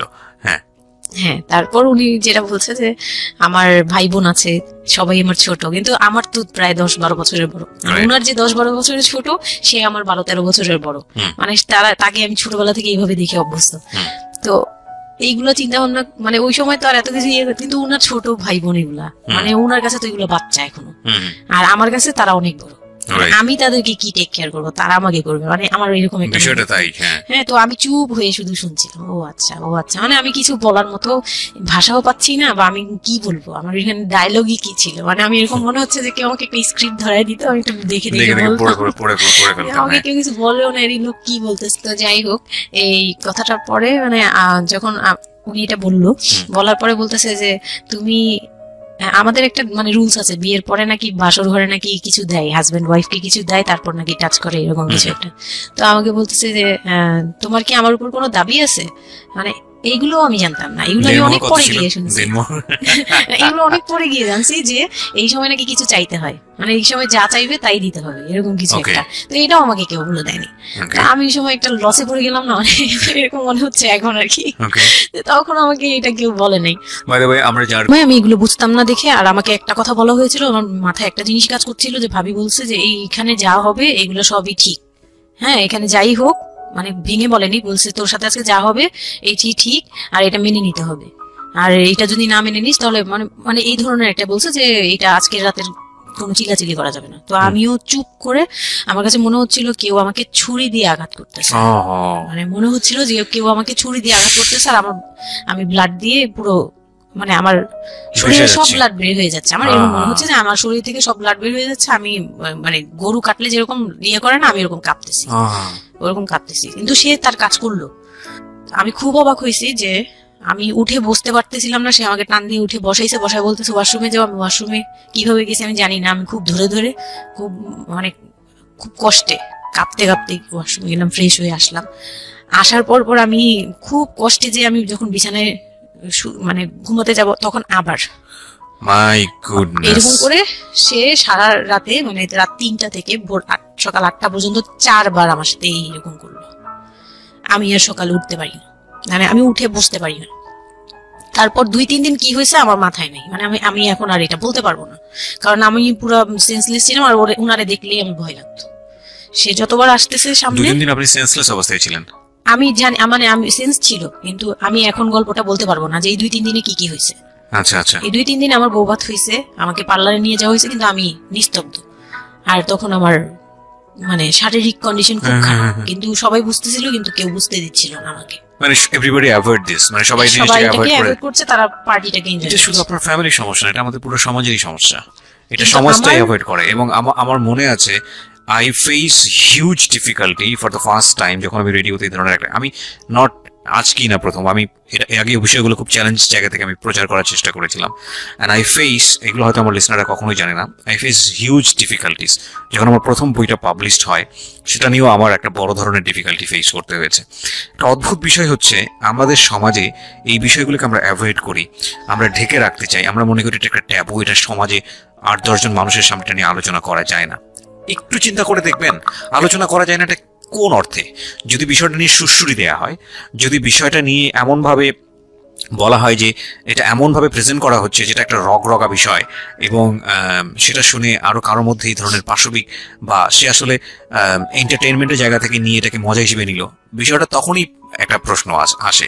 কিন্তু যদি বিষয়টা লেসনের জায়গা থেকে আসে, একটা সামাজিক শিক্ষার জায়গা থেকে আসে, যে একটা পুরুষ, সে 37 বছর বয়স, সেটা আমিও হতে পারি, আপনিও হতে পারি, বা যে যে ছেলেটা ওনার জীবনে এসছে সে তো হয়েছেই, যে তারা যেন কখনো এরকম অমানবিক না হয়। এবং নট অনলি দিস, একটা মেয়ে যখন 13 বছরে থাকে, তাকে পরিবারের এত বড় সাপোর্টের জায়গা থেকে, বাবা এত ভালোবাসতো, তার জায়গাটা থেকেও কোন একটা সাময়িক সমস্যার সমাধান করবার জন্য বা যাই হোক না কেন, শেষ পর্যন্ত যে রাজি হয়েছে, এরকম এক ধরনের, এটা থাকতো জবাই করা। আমি বলবো যে একটা মেয়েকে শুধু শারীরিকভাবে হয়তো সে যে প্রবলেমটা ফেস করেছে ওই রাতে, সেটা হয়তো সে ধীরে ধীরে রিকভার করবে, কিন্তু সারা জীবনের জন্যে সে যে মেন্টালি ওই জিনিসটাকে ভয়ানক রকম ভাবে একটা বাজে জায়গায় বাজেভাবে চিন্তা করা শুরু করলো মানুষের জৈবিক চাহিদার জায়গাটাতে, এটা তো একটা মানুষের থিঙ্কিংটাকে জবাই করে দেয়া, তাই না? এবং এইটা কত ভয়ানক রকমের অপরাধ, কত ভয়ানক রকমের ভুল। এবং আমাদের এই জায়গাটাতে আমাদের অনেক বেশি পরিমাণে বড় যারা আছি, সিনিয়র যারা আছি, তাদের বোঝা উচিত। প্রথম কথা হচ্ছে, লিগেলি যদি আমি বলি, তাহলে বিয়েটা বৈধ ছিল না, কারণ সরকার কিন্তু আমরা যতদূর জানি যে 18 নিচে বিয়ে দেওয়াকে পারমিট করে না। দ্বিতীয় কথা হচ্ছে যে মানসিকভাবে সে পরিপক্ক ছিল না। তৃতীয় কথা হচ্ছে যে যদিও বা বিয়েটা হলো, তাহলে তাকে যে একটি প্রপার এডুকেশন দেয়া, যে এই বিষয়টা হচ্ছে এরকম, প্রপারভাবে বড় করা, প্রপারভাবে নার্সার করা, সেটার মারাত্মক রকমের অভাব ছিল। ঘটনা এখানে শেষ হয়ে যায় নাই, ঘটনা কিন্তু এখানে শুরু হলো। কারণ বাংলাদেশের অনেক মেয়ের জীবনে এরকম দুর্ধর্ষ রাত আসে, এবং এই রাতগুলো সারাটা জীবনের জন্য তাকে বেদনার স্মৃতি, তাকে সারাটা জীবনের জন্য একটা ভয়ঙ্কর রকমের মোমেন্টের মধ্য দিয়ে নিয়ে যায়। আমরা এগুলো নিয়ে কথা বলতে পছন্দ করি না, আমরা এগুলো নিয়ে কথা বলি না, আমরা এগুলোকে নিয়ে কথা বলাটা একটা সামাজিক জায়গা থেকে ট্যাবু মনে করি। এই ট্যাবুর ধাক্কায় কত কত মেয়ের জীবন, কত কত মানুষের জীবন, কত কত সংসার জীবন নরকে পরিণত হয়েছে, সে খবর অনেকেই আমরা রাখি না, রাখার প্রয়োজন মনে করি না। But this is a very important issue, that's why I am discussing on this. Okay, বলুন আপনি। তারপর যেটা হচ্ছিল যে, মানে ওই রাতের পর থেকে, মানে ওই লোকটাকে আমার শুধুই দায়িত্ব মনে হয়েছে। মানে আমার কাছে মনে হতো যে এটা আমার দায়িত্ব, যে উনার বাসায় আমার থাকতে হবে, আর উনার সাথে থাকলে আমার এরকম করতে হবে। You feel like this, right? আপনি এই ঘটনা ঘটার পরে কি আপনি কারোর সাথে ডিসকাস করার সুযোগ পাননি, যে না, আমি শুধু এরকম ক্লোজ কেউ ছিল না যে আপনার সাথে এরকম একটা বাজে ঘটনা ঘটছে, বা আপনি এটাকে রিকভার করতে পারছেন না মেন্টালি, বা আপনার সাথে যার বিয়ে হলো তাকেও বলতে পারছেন না যে আমার এইসব জিনিসগুলো? না, আমি উনাকে ভালোভাবে নিতেই পারছিলাম না। সোজা কথা, আমি উনার সাথে কোনো কিছু ডিসকাস করতাম না, বা অনেক পরে গিয়ে যখন ডিসকাস করেছি, তখন উনি আমাকে উল্টাপাল্টা বুঝ দিয়েছে। মানে অনেক পরের সময়টাতে, হ্যাঁ, বাট ইট হ্যাপেন্স রেগুলারলি, না র্যান্ডমলি এই জিনিসগুলো হয়ে যাচ্ছিল আপনার সাথে? হ্যাঁ, প্রায় মাস থেকে 2-3 মাস এরকম হলো। তারপর মানে এটা আমি বলি যে প্রথম তো 4-5 দিন তো রেগুলার হলো। তারপর আমার ব্লিডিং অফ হচ্ছিল না, আমার কন্টিনিউ হচ্ছিল ব্লিডিং। তো এক সময় যে ব্লিডিং এর মধ্যেও তিনি অনেক বাজে ইয়ে করেছে। তো ওর পরে আমি বাসায় যেতে চাইলে বাসায় যেতে দিত না, এভাবে ইয়ে করে ফেললো। আর ফ্যামিলিগত যে ব্যাপারটা ছিল, যে আমার ফ্যামিলি তো তখন, আমার আব্বু তো তখন একদম মানে ফিনান্সিয়ালি খুব উইক ছিল। তো বিয়ের পরে কিছু ফর্মালিটি থাকে, পুরান ঢাকার কিছু রুলস আছে যে বিয়ের পরে মেয়েদের প্রতি সপ্তাহে সপ্তাহে দেখতে যাওয়া, এটা সেটা পাঠানো, প্রতি সিজনে সিজনে এটা এটা করা, এগুলো ব্যাপারে কেউ কনসার্ন ছিল না। মানে তখন মানে আমার ফ্যামিলির কেউ এরকম অ্যাক্টিভ ছিল না, মানে ছিল কিন্তু কেউ কেয়ার করে। তারপর হচ্ছে এরকম করে আমার সময়গুলো কাটতে লাগলো। তো সবচেয়ে বড় কথা হচ্ছে আমার যে হাজবেন্ড ছিল রিপন, উনি আমার বাবার দোকানে কাজ করতো একটা সময়। ওইটা হচ্ছে প্রায় আরো মানে আমার জন্মের সময় বা আমার জন্মেরও আগে। হ্যাঁ, তখন নতুন নতুন আর কি কাজ শেখার জন্য আমার আব্বুর দোকানে ঢুকছে এরকম। তো আমার আব্বু তাকে ক্যাশ বুঝিয়ে দিয়েছিলেন নাকি, তখন নাকি ক্যাশ দিত। তো আমি একটু যখন 2-3 বছরের, তখন উনি দোকান থেকে বের হয়ে নিজে ব্যবসা দিয়েছে, ওখান থেকে তিনি ইমপ্রুভ করছে। তো ওখান থেকে শুরু। আর আমাকে যখন বিয়ে দিছে, মানে আমার যখন বিয়ে হয়েছে, তো ওই রিপন যিনি, ওনার উদ্দেশ্য ছিল যে আমি আমার নানু বাড়ির অংশ পাবো, সম্পদ। আমার নানু বাড়ি খুব বিশাল, মানে বললামই তো যে খুব বিরাট একটা অংশ। আর ওনাদের যে অংশটা ছিল সেটা অনেক আগেই নেওয়া হয়ে গেছে। মানে ওনার দাদা বাড়ি যেটাতে ওনারা ছিল 3 রুম, ওই যে ছোট ছোট 3টা রুম উপরে, ওই বিল্ডিংটা তোলার পরে আমার মামা ওই অংশটা কেটে রাখছে, মানে আমার মামা রেখে দিয়েছে। আর আমাদের যে অংশটা ছিল তার লোকটা ছিল যে ওই বাড়িতে আমি একটা রুম হলেও পাবো। হ্যাঁ, তো আমার আম্মু তো আর ওটা নেয়নি। তো আমার হাজবেন্ডের ইয়েটা ছিল, টার্গেটটা ছিল যে ওই বাসায় একটা রুম হলেও পাবে। আর পুরান ঢাকায় একটা রুম মানেই অনেক কিছু, মানে ওখানে তো প্রায় 1 কোটি টাকা দাম কাঠা। তো একটা রুম মানে 1 কাঠা না হোক, আধা কাঠা হোক, 50 লাখ টাকা হোক আমার আসবে, এরকম একটা টার্গেট ছিল তার। তো আর বিয়ের সময় তো অনেক কিছু নিয়ে, মানে গহনা টহনা নিয়ে, ফার্নিচার নিয়ে নানান কথা তো শুনতে হয়েছে, ওগুলাও ফেস করছি। মানে খুব পেইনফুল ছিল ওগুলা, কারণ আমি তখন এত কিছু বুঝি না। আমি তখন মাত্র মানে জামা কাপড় বানাই, ঘুরি ফিরি, খাই দেই, ব্যাস ওই পর্যন্তই। আমি কারো জিনিস নিয়েও মাথা ঘামাই না। ওখানে আমার উপরে প্রেশার আসছে যে আমার ফার্নিচার এমন কেন, আমার গহনা এমন কেন, তুমি বাসায় বলো না কেন, তোমার খাট এখনো আসতেছে না কেন। আমার বিয়ের পর খুব বৃষ্টি ছিল তখন, মানে আমার ফার্নিচার, আমার চাচা ছিল ফার্নিচারের, ওনার বিজনেস। তো আমার চাচার ফ্যাক্টরি থেকেই সবগুলো ফার্নিচার আসবে। তো ওনারা বলতেছে যে জাস্ট একটা কারণেই লেট হচ্ছে, রোদ পাচ্ছি না, রোদ পেলে তারপর কাঠগুলো শুকাবে, তারপরে হ্যাঁ, মানে জয়েন্ট দিলেই এখন এটা ফেটে যাবে, এখন জয়েন্ট দিলে প্রবলেম হবে। এই জিনিসটা ওরা বুঝতেছে না। ওরা বলতেছে কেন দেরি করছে, নাকি ফাঁকি দিচ্ছে, নানান ধরনের কথা তৈরি করতেছে। আর এই দিক দিয়ে আমি পেইন খাচ্ছি, ওই দিকে এক পেইন, মানে রাতে গিয়ে এক পেইন, দিনের বেলা এই পেইন। মানে আমি পুরো মানসিক ভাবে, মানে বলে না যে আমি হয়তো বা প্যারালাইজড এর মতো হয়ে গেছিলাম। আমার মানসিক ভাবটা জাস্ট শুনি আর শুনি, কিছু বলতে পারছি না এরকম। আর বাসায় গিয়ে কোনো কিছু বলি না, কারণ আব্বু অসুস্থ। আব্বু মেন্টালি অনেক, আব্বু যখনই জিজ্ঞেস করে আম্মু তুমি ভালো আছো তো, আমি খালি হাসি দিয়ে বলছি হ্যাঁ। যতবার জিজ্ঞেস করে তুমি খুশি আছো তো, আমি হ্যাঁ। আমি একটা কথাই বলছি, হ্যাঁ ভালো আছি। আসলে আমি ভালো ছিলাম না, কিন্তু বুঝতে দেইনি।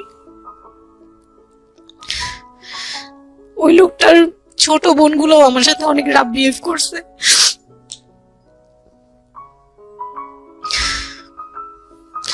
তো অনেক রুডলি আচরণ করেছে।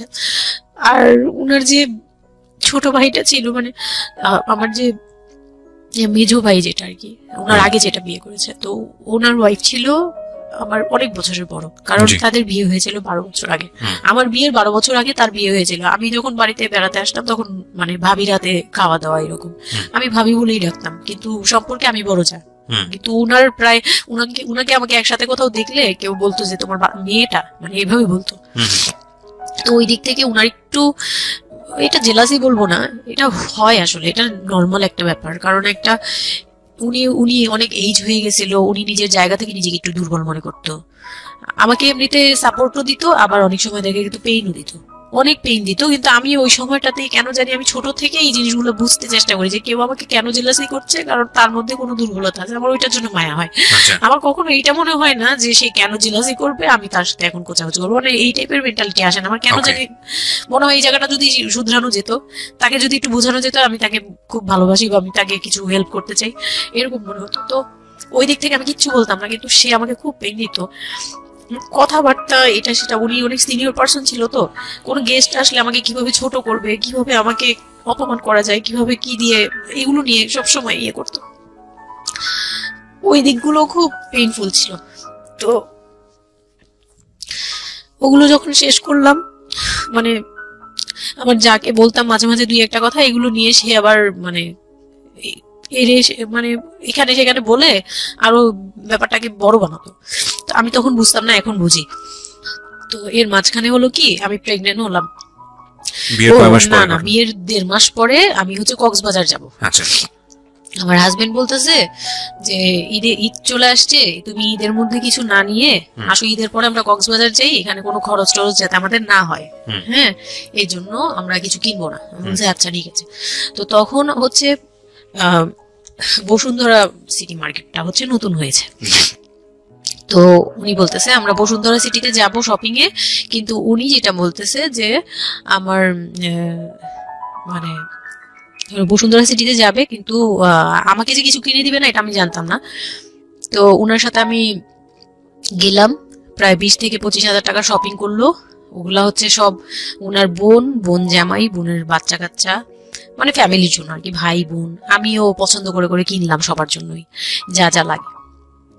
কেনাকাটার পরে আমি তো তখন ছোট মানুষ, তখন তো আমার 13-14 বছর বয়স। তো আমি কখনো এমন হয়নি যে আমি ঈদে জামা কাপড় নিইনি বা জামা কাপড় নতুন জামা কিনিনি, এরকম কখনোই হয়নি। তো ওইটা আমার বিয়ের ফার্স্ট ঈদ। তো আমার একটা শখ ছিল কি যে অন্তত একটা কটন ড্রেস হলেও আমি পাবো, এরকম একটা ইয়ে ছিল আমার ভিতরে, যে না আমাকে কি আর না দিবে নাকি, বলছে দিবে না, হয়তো বা ভালো কিছু দিবে না, হয়তো নর্মাল কিছু হলেও আমাকে দিবে, ঈদে তো আর পুরনো জামা পরে থাকবো না। তো আমার এরকম ধারণা ছিল। ও পুরো শপিংটা শেষ করলো সারাদিনে, আমি রোজা রেখে পুরো শপিংটা করলাম খুব চয়েস করে করে। লাস্ট মোমেন্টে যে সে আমাকে নিয়ে চলে আসতেছে, যখন সে আমাকে নিয়ে রওনা দিল, মানে আমার মনটা খারাপ হয়ে গেল। আমি কিচ্ছু বলিনি, প্রথম ঈদ এটা। তো আমি কিচ্ছু বলিনি।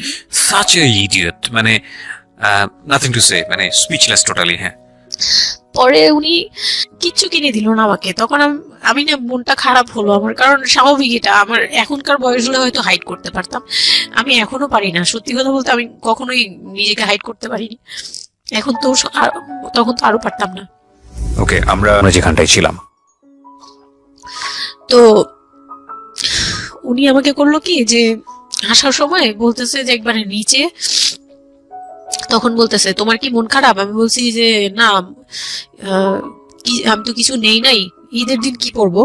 তো বলতেছে তোমার তো অনেক ড্রেস নিয়ে আসছো, ওগুলা থেকেই পরো, ওগুলাই তো এখনো পুরোনো হয়নি, এখন দরকার কি আছে কেনার? বলে তারপরে চুড়ি দেখলো, চুড়ি দেখে আমাকে 2 মুঠ চুড়ি কিনে দিল 200 টাকা। এই ছিল আমার ঈদের মানে ফার্স্ট এন্ড লাস্ট, এইটাই ছিল আমার শপিং, আর কোনো কিচ্ছু কিনে দেয়নি সে আমাকে। তো বাসায় আসলাম, বাসায় আসার পরে তার ভাই বোনরা বলতেছে যে সবার জন্য কিনছেন, ওর জন্য কিছু নেন নাই। সে আমাকে মানে তার ফ্যামিলি থেকে আমাকে সেভ করবে কি, সে আমাকে বরঞ্চ বলতেছে যে ওরে কি কিনে দিব, ওর বাসা থেকে আমারে কি দিছে যে আমি ওকে কিনে দিব। তখন আমি বুঝলাম যে ও আচ্ছা, সে কিনে দেয়নি। হ্যাঁ, তো আমি আর বাসায় কিন্তু কিছু বলিনি বা বাসায় যাইও নাই। এর মধ্যে বাসা থেকে আসলে সামর্থ্য কি ছিল আপনার ফ্যামিলিকে মানে কিনে দেওয়া হয়েছিল কি ঈদের প্রথম দিন জামাইকে কিছু কিনে দেওয়া বা এরকম কোনো কিছু? হ্যাঁ, এটা করেছিল চান রাতে, একবারে লাস্টের দিকে। আর আপনাদের শপিংটা হয়েছে তার আগে। তো সে এটা বলে ফেললো প্রায় 20 রোজার পরে এই ঘটনা আর কি। তো একবারে চাঁদ রাতের দিন আমার ভাই আর কি একটা পাঞ্জাবি গিফট করলো তাকে, আর সে আমাকে আর কিছুই দিল না। হ্যাঁ, সে ভাবতেছে যে আমি বুঝি বাসায় জানানোর পরে হ্যাঁ, তখন গিয়ে আরো খেপে গেল যে আমি নাকি বাসায় জানাইছি, তাকে ছোট করলাম এই জন্য। কিন্তু আসলে মানে সত্যি কথা বলতে যে আমি কিছুই বলি নাই, আমার মুখ দিয়ে তখন কথাই আসতো না, আমি ম্যানেজ কি করব, আমার তো কিছুই মাথায় থাকতো না তখন আমি তো পুরো মেন্টালি একটা ইয়েতে ছিলাম। তো আমার এমনও মনে হয়েছিল তখন, মানে মাসখানিক যে সে আমাকে ওই ফিজিক্যাল টর্চার গুলো করতো, তখন আমার এমনও মনে হয়েছিল যে আমি এক কাজ করি, বের হয়ে কোথাও চলে যাই, মানে অজানার উদ্দেশ্যে কোথাও চলে যাই। যদি আব্বুর এই অবস্থা না থাকতো হয়তো আমি করতাম এটা। সত্যি কথা বলতে একমাত্র আব্বুর কথাটা যখন মনে আসছে, চোখে ভাসছে যে আমার আব্বু তো মরে যাবে, তখন গিয়ে আর এটা করতে পারিনি, নয়তো ঠিকই আমি বের হয়ে যেতাম। তো ঈদ আসলো, ঈদের পরের দিন কক্সবাজারের উদ্দেশ্যে রওনা দিল। আর তার একটা অভ্যাস ছিল যে মানে সে কিছু দিলে বা করলে বা আমার জন্য যদি সে 2টা টাকাও খরচ করতো, এটা খুব হাইলাইট করতো, সবার সামনে তুলে ধরার জন্য চেষ্টা করতো। ওই কক্সবাজার যাবে, সে খুব মানে ঢোল পিটাচ্ছে যে আমাকে নিয়ে কক্সবাজার যাচ্ছে, কিন্তু শপিং করে দেয়নি, এটা আবার হাইড করতেছে। আচ্ছা, যাই হোক, ওই সব বলতে গেলে শপিং এর টাকা সেভ করে আমাকে কক্সবাজার নিয়ে যাচ্ছে। তো গেলাম কক্সবাজারে, সেখানে গিয়ে আরেক ধাক্কা গেলাম, যে কক্সবাজার যাওয়ার পরে প্রথম রাত মোটামুটি ভালো ছিলাম, পরের দিন সকালে সে আমার সাথে মানে এমন ভাবে মানে ফিজিক্যাল রিলেশন করতে চেয়েছে যেটা সম্পর্কে আমি অবগত ছিলাম না, মানে আমি জানতাম না যে এরকম কিছু হয়। তো এক সময় সে আমার হাত পা জোরাজোরি করে ধরে, মানে প্রায় হাত পা বাঁধার মতো জোরাজোরি করে সে আমার সাথে ওই রকম কিছু করতে চায়। তখন আমার মানে আমি খুব বাধা দেওয়ার পরে বা চিল্লাচিল্লি করার পরে সে আমার গায়েও হাত তুলে 2-3টা চড় থাপ্পড় দেয়। আপনাদের মধ্যে সম্পর্কের জায়গাটা কি আপনি তখনও কি ওনাকে আপনি করে বলতেন? হ্যাঁ, আমি এখনো স্টিল নাও। তার মানে বিষয়টা এরকম হয়ে গেছে যে ওই দূরত্বটা বিয়ের পরে ছিল, এবং সেই দূরত্ব থাকা অবস্থায় ও এই জিনিসগুলো প্র্যাকটিস করে যাচ্ছে ওর মতো করে, এবং সেখানে যখন ও সাকসেসফুল হতে না পারছে তখন সে আপনার গায়ে হাত তুলছে, তাই তো? সেটাই। হ্যাঁ, তারপর আর সবচেয়ে বড় কথা হচ্ছে সে তার জায়গাটা, সে তার চাওয়াগুলো সব পূরণ করতেছে, বাট আমার দিকটা দেখছে না। এবং সে যে শুধু আমার না, মানে সে মানুষটাই এমন, আগে বুঝি নেই, পরে অনেক ধীরে ধীরে গিয়ে পরে বুঝতে পেরেছি যে উনি সম্পূর্ণ সেলফ সেন্টার, মানে নিজে যেটা অধিকার সেটা সে আদায় করে নিবে, তার বাকিগুলো নিয়ে তারপর মাথা কি হচ্ছে বা কার কি হচ্ছে এটা দেখার বিষয় না, এই টাইপের মেন্টালিটি। তো এইগুলো করার পরে আমার মানে খুব পেইন হলো, আমার খুব কষ্ট হলো যে আমি কবে আবার ঢাকায় যাব, একটা পেইন। ওটা কি জীবনে প্রথম কক্সবাজার যাওয়া? হ্যাঁ, ওটা আমার লাইফে ফার্স্ট। চিন্তা করে দেখুন, এক ধরনের হানিমুনি বলা চলে ওদের জন্য। হানিমুনি করা হয়েছিল, কিন্তু এটা আমার জন্য হানিমুন ছিল না, অন্য কিছুই ছিল। আচ্ছা, খুব পেইনফুল ছিল। ওকে। যাই হোক, আমি খুব ভয়ে ছিলাম যে এখানে আমাকে মেরে ফেললেও কেউ জানবে না, এরকম একটা ফিল ছিল আমার ভিতরে। চিন্তা করতে পারেন, প্রত্যেকটা মোমেন্ট একটা মানুষ, একটা মেয়ের সাথে, একটা ছেলের সঙ্গে বসবাস করছে একটা মেয়ে, এবং তাদের স্পেশাল মোমেন্টস গুলো তার জন্য ভীতির কারণ। সে হয়তোবা তখন এরকম মানে চিন্তা করছে যে এই স্পেশাল মোমেন্টটা যেন না আসে, ওর সঙ্গে স্পেশাল টাইমটা যেন আমি না হয়, রাত যেন না হয়। বিষয়গুলো তো এরকমই ছিল, কারণ ওর জন্য কিন্তু এগুলো অনেক ভয়ানক রকমের টর্চার। হ্যাঁ, তারপর আর আমার সাথে যারা ছিল, মানে ফ্যামিলি তো 2টা গিয়েছি আমরা, মানে আমার হাজবেন্ড আমাকে নিয়ে গেছে, আর হচ্ছে আমার চাচাতো বোনের রিসেন্ট বিয়ে হয়েছিল, চাচাতো বোনের হাজবেন্ড আর চাচাতো বোন, ওরা 2জন গিয়েছে। কিন্তু ওরা ওদের মতো ছিল, আমরা আমাদের মতো ছিলাম, এরকম আর কি। তো ওইভাবে আর আমাদের সাথে বিয়ে করা হয়নি যে একদম সব বিষয়ে ডিটেলস বলা। আর আমার চাচাতো বোন আমার অনেক বড় ছিল, যার কারণে আমি আপুকে বলতাম না, লজ্জা পেতাম। তো ওই দিক থেকে 3 দিন পরে 4 দিনের দিন আমি খুব জেদাজেদি করে, মানে কান্নাকাটি করে চলে আসবো করতেছি, কিন্তু আমাকে কেউ আর জিজ্ঞেস করতেছে না যে কেন। মানে আমার বোন জামাই ওই বিষয়টা খেয়াল করেনি, আমার বোনও খেয়াল করেনি যে আমি কেন বারবার চলে আসতে যাচ্ছি। হ্যাঁ, এত সুন্দর একটা ওয়েদার, ওরা তো খুব এনজয় করছিল হয়তো বা, মানে আমি তাদের এনজয়মেন্টে বাধা দিলাম, এরকম আর কি। তো খুব কান্নাকাটি করে ওই রাতেই আমি চলে আসবো। আমি বলছি তোমরা সবাই থাকো, আমি চলে যাই, মানে এইভাবে কান্নাকাটি করছি, আমি থাকবোই না, আমি আর একটা রাত এখানে থাকবো না। আমার কাছে মনে হচ্ছে তাও এলাকার ভিতরে তো থাকবো, যাই হোক, কিন্তু এখন তো আমি বাইরে আছি, অনেক দূরে। আমার কাছে এরকম মনে হচ্ছিল যে আমি যদি মরে যাই, আমি যদি যে কোনো সময় মারা যাবো, এরকম মনে হচ্ছিল। তো আমি ওই সময় বলাতে ওরা সবাই মিলে চলে আসছে, সবার মন খারাপ যে আমার জন্য চলে আসতে হলো তাদের। তো ঢাকায় আসলাম। ঢাকায় আসার পরে ঈদের ছুটির শেষে সে তার মতো করে বিজনেস করতেছে, আমি আমার মতো ঘরে ছিলাম। 2-3 মাস গেল, কোরবানি ঈদ আসলো, প্রথম কোরবানি ঈদ। কোরবানি ঈদের সময় যেটা হলো সেটা হচ্ছে আমার মামার বাসা থেকে মাংস, মানে কোরবানি ঈদের যে মাংসটা পাঠায়, পুরান ঢাকার একটা আছে যে নতুন বিয়ে হলে বাবার বাড়ি থেকে রান পাঠানো হয়, একবারে পুরো একটা রান ধরে পাঠিয়ে দেয়, বাবার বাড়ি থেকে মেয়েদের পাঠায়, মানে কোটাকুটি নেই, রানী পাঠিয়ে দেয়, একদম আস্ত পাঠায়। এটা পুরান ঢাকার রেওয়াজি, একবারে যে কয়টা মেয়ে থাকবে ওই কয়টা রান বাসায় যাবে, মানে ওই রানগুলো কেউ কাটতে পারবে না, একদম আস্ত পা ধরে দিয়ে দিবে একবারে। আচ্ছা, ইন্টারেস্টিং তো। হ্যাঁ, এটা কিন্তু পুরান ঢাকার একটা রেওয়াজ, এখনো আছে, মানে কোরবানি হলেই সঙ্গে সঙ্গে রানটা যাবে মেয়ের বাসায়। আচ্ছা, মেয়ের বাসায় যেতেই হবে এটা। তো ওইরকম আমার মানে ওরা আশা করছিল যে আমার মামা এরকম করবে, কিন্তু আমার মামা তো প্রায় অনেক বড় গরু দেয়, আর একটা দেয় না, 2টা থেকে 3টা দেয়। তো ওনার নিজেরই আছে 3টা মেয়ে, 3 মেয়ের শ্বশুর বাড়িতে পাঠাতে হয় 3 রান, মানে এখন এক মেয়ের, বড় মেয়ের যে 20 বছর 22 বছর হয়ে গেছে বিয়ের, তারপরও পাঠাচ্ছে, প্রতিনিয়ত পাঠাতে হয়। তো ওই দিক থেকে আমি যদি এখন আরেকটা নেই, তাহলে ওনার কিন্তু আরো কাউকে উকিল দিয়েছে, বা আরো কোনো মেয়ে আছে, মানে আমার উকিল দিয়েছে, আমার খালু দিয়েছে, আরেক খালু, আমার ওই খালা হচ্ছে আমার আম্মুর খালাতো বোন, মামাতো বোন, কিন্তু আমাদের বাসায়, মানে আমার নানু বাড়িতে বড় হয়েছে এদিকে, আমার আম্মুর খুব ক্লোজ। তো ওই খালু আমাকে উকিল দিয়েছে। তো ওই দিন করলো কি যে এই রান পাঠায়নি বলে, সেই রান পাঠায়নি ঠিকই, কিন্তু রানের যে উপরের অংশ মানে বড় একটা পিস আমার বাসায় পাঠানো হয়েছে আমার উদ্দেশ্যে, আর নামটা আমার লিখে দিয়েছে, আমার নাম লেখা এটা পাঠিয়েছে। তো ওই মাংসটা রেখে যখন চলে গেছে না আমার ভাই, তার ছোট বোন, আমি তখন মানে দেখলাম যে মানুষ কতটা হিংস্র হলে পরে এরকম ফেস হয়। আমি তো চুপ করে বসে আছি, আমি কিছুই মাথায় নেই যে এটা নিয়ে যে কি হবে, আমি বুঝিই নেই বিষয়টা। সে মাংসটা ধরে রাস্তায় ফেলে দিছে ঈদের দিন রাস্তায় ফেলে, এই মাংসে কেন ওর নাম লেখা থাকবে? তাহলে এই যে আমরা কি, আমরাও তো ভাগ্নি, মানে আমরাও ভাগ্নি, আমাদের বাড়িতে আমার মাংস আসছে ওর নাম দিয়ে আসছে, তাহলে রান আসলো না কেন? দোষ হয়ে গেছে, এটা খুব বড় অন্যায় হয়ে গেছে। ভয়ানক। আমি ভয়ানক বলছি কারণে যে আমাদের সমাজে কিছু কালচার আছে যেগুলো আসলে মেয়ের বাড়ি থেকে পূরণ করা হয়, ধরে নেওয়া হয়, বা ছেলের বাড়ি থেকেও। সেটা পাঠ্য বইয়ে তো থাকে না এগুলা, মানে কালচারে আছে, এগুলো শুনতে ভালো লাগে, কিন্তু প্র্যাকটিসের জায়গা থেকে যদি এটা অত্যাবশ্যকীয় নিয়ম হয়ে যায় কখনো কখনো, যেটা কতটা ভয়ানক পেইনফুল হয়। কান্ট ইউ এভার ইমাজিন যে বাবার সামর্থ্য নাই, তারপরে তাকে চিন্তা করতে হচ্ছে যে আমার মেয়ের বাড়িতে একটা রান পাঠাতে হবে, আমার কোরবানি দেওয়ার সামর্থ্য নাই, এই রান পাঠানোর জন্য আমাকে কোরবানি দিতে হচ্ছে। মানে আমাদের এই ব্যাড প্র্যাকটিস গুলা কতটা ভয়ানক হয়ে গেছে আমাদের সমাজে, এবং ইনফ্যাক্ট এগুলো নিয়ে কেউ কখনো কথা বলে না। এগুলো নিয়ে কথা বলা উচিত। একটা মানুষ, একটা সোসাইটি চেঞ্জ হবে কিভাবে, একটা মানে পুরো কমিউনিটি চেঞ্জ হবে কিভাবে, একটা রাষ্ট্র চেঞ্জ হবে কিভাবে, এই ছোট ছোট আমরা তো সব জায়গাতেই পয়জনাস।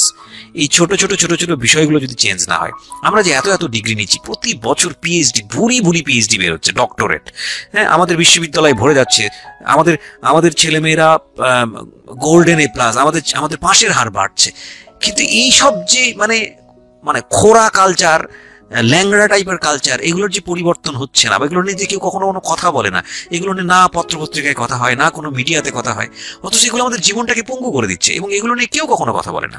আমরা যৌতুক নিয়ে কথা বলি, এবং যৌতুক একটা ঘাতক ব্যাধি, আমরা যৌতুক মোকাবেলা করতে পেরেছি, কিন্তু এই কালচারের মধ্যে যে যৌতুক ঢুকে বসে আছে সেটা নিয়ে আমরা কেউ কখনো কথা বলি না, এবং এগুলো নিয়ে কথা বলা উচিত।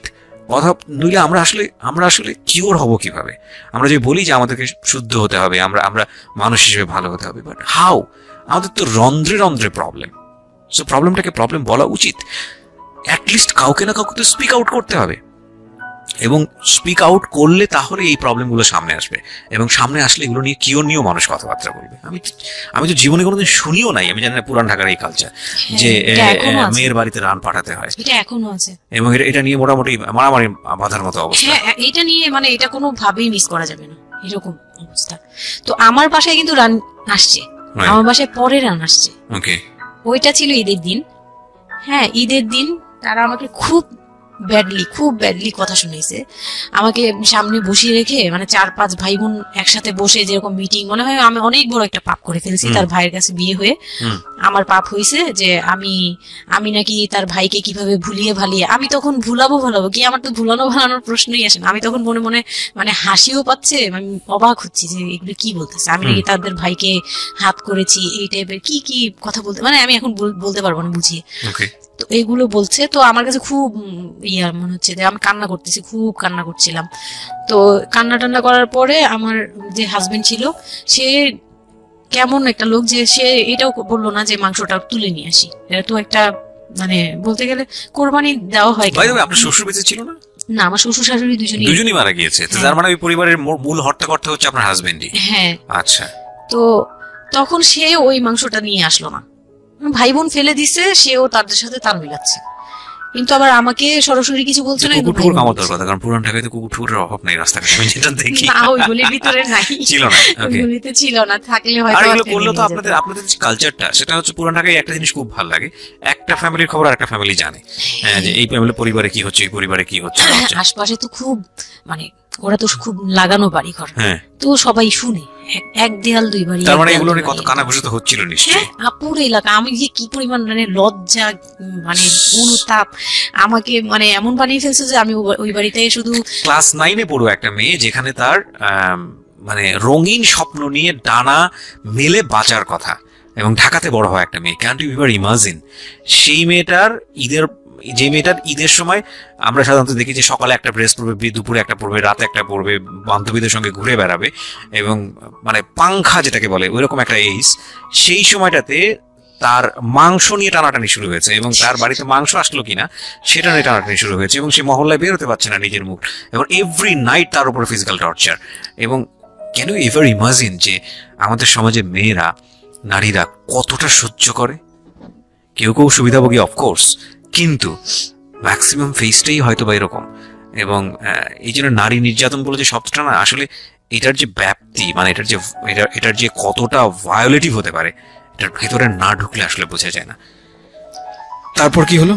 তারপর ওই ওই দিন গেল, ওই দিন ওই মাংসটা আমার ওই যে মেঝো দেবর, যে উনি আবার একটু অন্যরকম ছিল। উনি পড়ালেখা করেনি, উনি খুব রাফলি কথা বলতো, উনি জুতার ব্যবসা করতো। তো এমনিতে মেন্টালিটির দিক থেকে বলতে গেলে অনেকে থাকে না যে পড়ালেখা না করেও শিক্ষিত, অনেকে এরকম থাকে, কিন্তু মানে সে পুরোপুরি মানে শুদ্ধ ভাষায় কথা বলতে পারে না, যে একটা লোক মানে খুব ঢাকাইয়া ভাষায় পুরোপুরি গালাগালি বলতে গেলে প্রত্যেকটা কথার আগে পিছনে একটা করে গালি থাকে এরকম।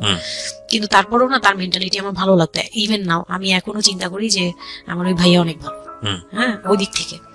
তো উনি আসছে, উনি এসে এরকম দেখছে, দেখে বাসায় মাংসটা নিয়ে এসে রেখে তারপর খুব গালাগালি করে খুব বাজে ভাবে ভাই বোনদের বললো যে তোরা আসলে মানুষই না, তোরা মানুষ হইলে এই ধরনের এই সিচুয়েশনটা ক্রিয়েট করতি না। মানে উনি ওনার মতো করে বলছে গালাগালি করে যে এইরকম মানুষ করে, তোরা কি ছোট লোক, জীবনে কি কখনো এগুলি দেখোস নাই, বা এগুলো কি কখনো খাস নাই, বা এখনো কি পাস না, এইরকম করার কি আছে, ওর বাসা থেকে আসলে খাবি, এরকম মানে এইভাবে খুব বাজে বাজে 2-4টা কথা বলছে। তারপর তারা গিয়ে ঠান্ডা হয়েছে, আর আমার বলতেছে তুমি এখানে বসে বসে ওদের দৃশ্য দেখতেছো কেন, তুমি উপরে যাও। তখন তার বউর আবার একটু জেলাস হলো যে আমার প্রতি তার কেন মানে ওই দিক থেকে আবার মানে ওইটা ওইভাবে দেখলো না যে ভাই হিসেবে বোনকে সেভ করলো, এরকম না। আমি কিন্তু এইভাবে নিয়েছি যে মনে হচ্ছিল যে আমার বড় ভাই, এটা ওদের ভাই না, আমারই বড় ভাই, আমাকে সেভ করলো। আমার কাছে এত ভালো লাগছে, আমি কিছু হলেই বলতাম ভাইয়ারে, যে বলতাম ভাইয়া দেখেন না আমার সাথে এটা বলতেছে, সাথে সাথে নেমে এই কে ওরে গালাগালি করছে, উনি তো গালাগালি শুরু করে দেয়। আর উনারে সবাই ভয় পেত, মানে আমার হাজবেন্ড ভাই বোনের সাথে তাল মিলাতো, আর উনি ছিল একটু ডিফারেন্ট। কিছু হলেই উনি বাসায় আসার অপেক্ষায় থাকতো না, উনি আসলে উনারে বলবো। একদম সিঁড়ি দিয়ে ওঠার সময় নামার সময় ভাইয়া আজকে আমার না এটা বলছে, এই সাথে সাথে ভালো হলি, মানে উনি মোটামুটি আমাকে সেফ রাখতো। আর ছোট যে দেবরটা ছিল ও হচ্ছে একদম কোনো কথাই বলে না, চুপচাপ, ইয়েস নো কিছুই বলে না, চুপচাপ। সে আবার ছিল স্কুল টিচার, মানে ওই পুরো ফ্যামিলিতে ওই এডুকেটেড ছিল, মাস্টার্স কমপ্লিট করা আর কি। ও একটা খুব ভালো সাইড বেছে নিয়েছে যে কথা বলে এখানে লাভ হবে না। না, হ্যাঁ, সে একদম চুপ, একদম চুপ, নিরপেক্ষ। কারণ তাদের সাথে বলতে গেলে ভাই বোনের সাথে দ্বন্দ্ব হবে, আমার সাপোর্টে যেতে গেলে একটা বাজে কিছু ক্রিয়েট হবে, আবার আমাকে বকা দিতে গেলে এটা অন্যায় হবে, সে ওটা বুঝতো। মানে আমি যা সবকিছু মিলে যেটা দেখলাম যে এটার জন্যই সে চুপচাপ থাকতো। তো মানে উকিল মা যে ছিলেন আমার খালা, উনি কোরবানি দিয়ে পরের দিন রান পাঠাইছে। পরে এই রান পাঠানোর পরে আমার ওই যে মেজো দেবর যে ছিলেন, তিনি তা আরেকটা দিল, মানে আরেক ধোলাই দিল সবাইকে, ছোট লোক।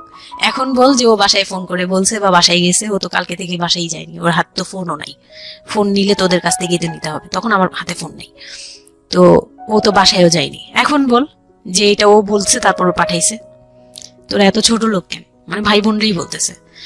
তো ওরা তো আর কিছু, হ্যাঁ এটা পাঠানো তো এটা উচিতই, এটা ওদের উচিত, এই সেই, এটা মানে সে তারা তারপরও ছোট হচ্ছে না, তারা মনে করতেছে এটাই করা উচিত ছিল, এটা না করলে আরেকটা কথা শুনাইতাম, এরকম বলতেছে উল্টা।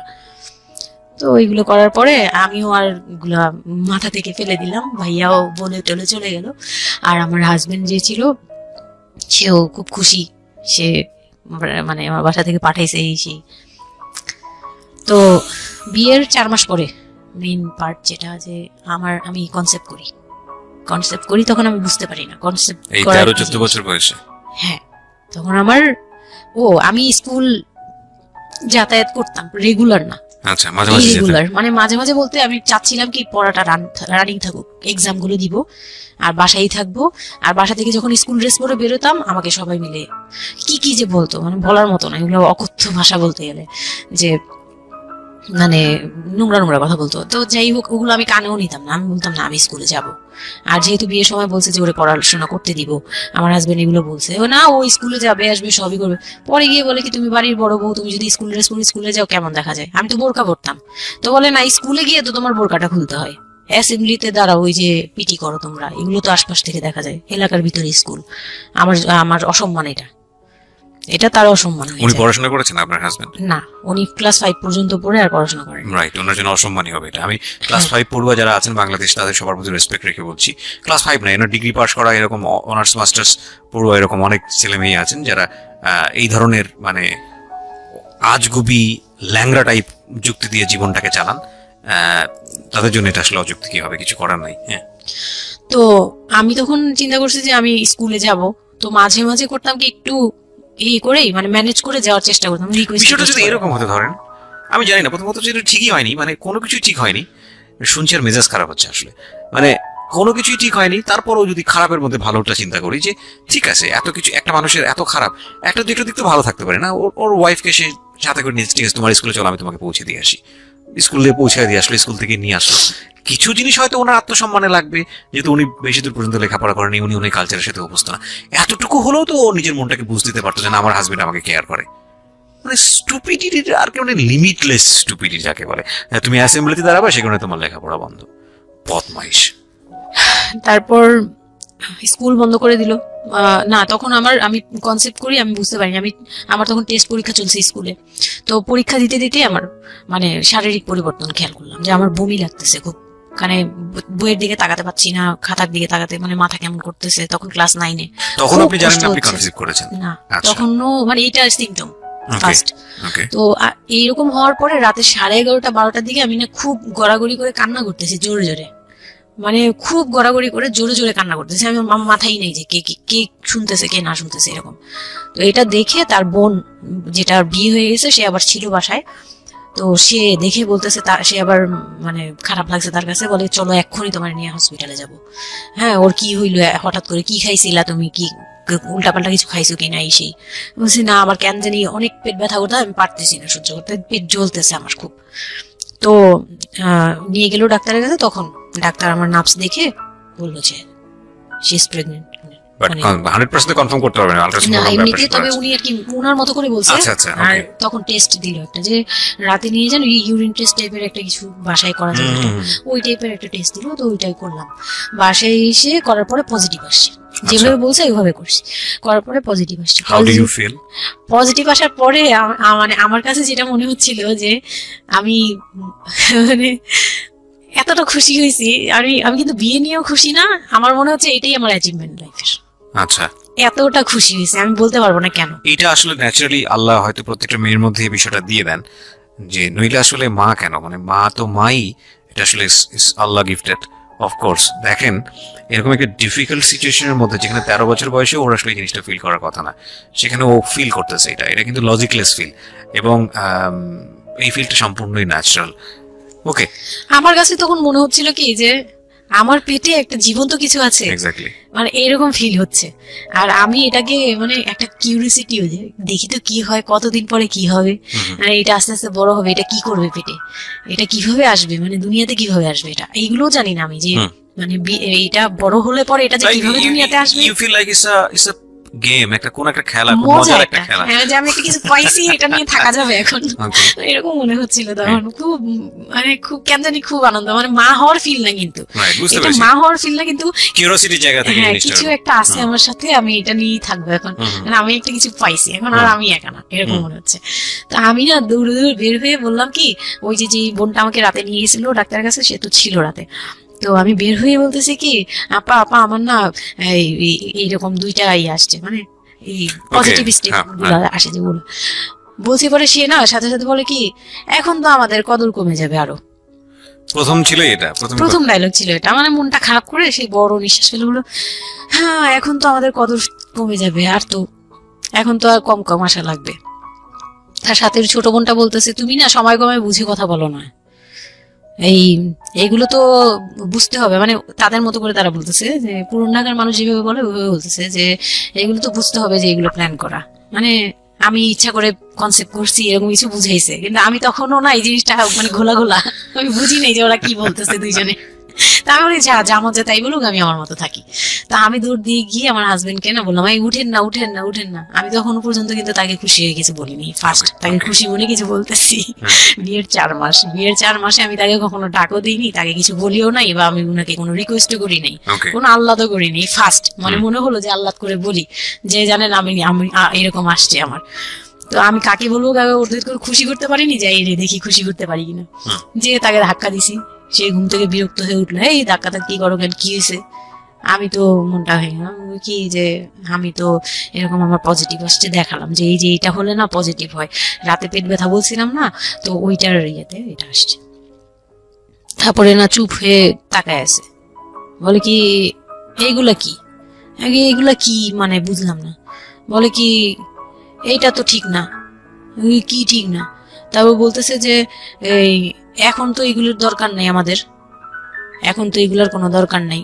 তো আমি বলি আপনি আমার স্কুল যেতে দিবেন না। আমি এবার তখন খুললাম, আপনি স্কুল যেতে দেন না, তারপরে আর আমি তো এই জিনিস মানে এটা কিভাবে কি হয়েছে আমি তো জানি না। আমি ভাবছি যে আপনি হয়তো বা কিছু করছেন, আমি জানি না।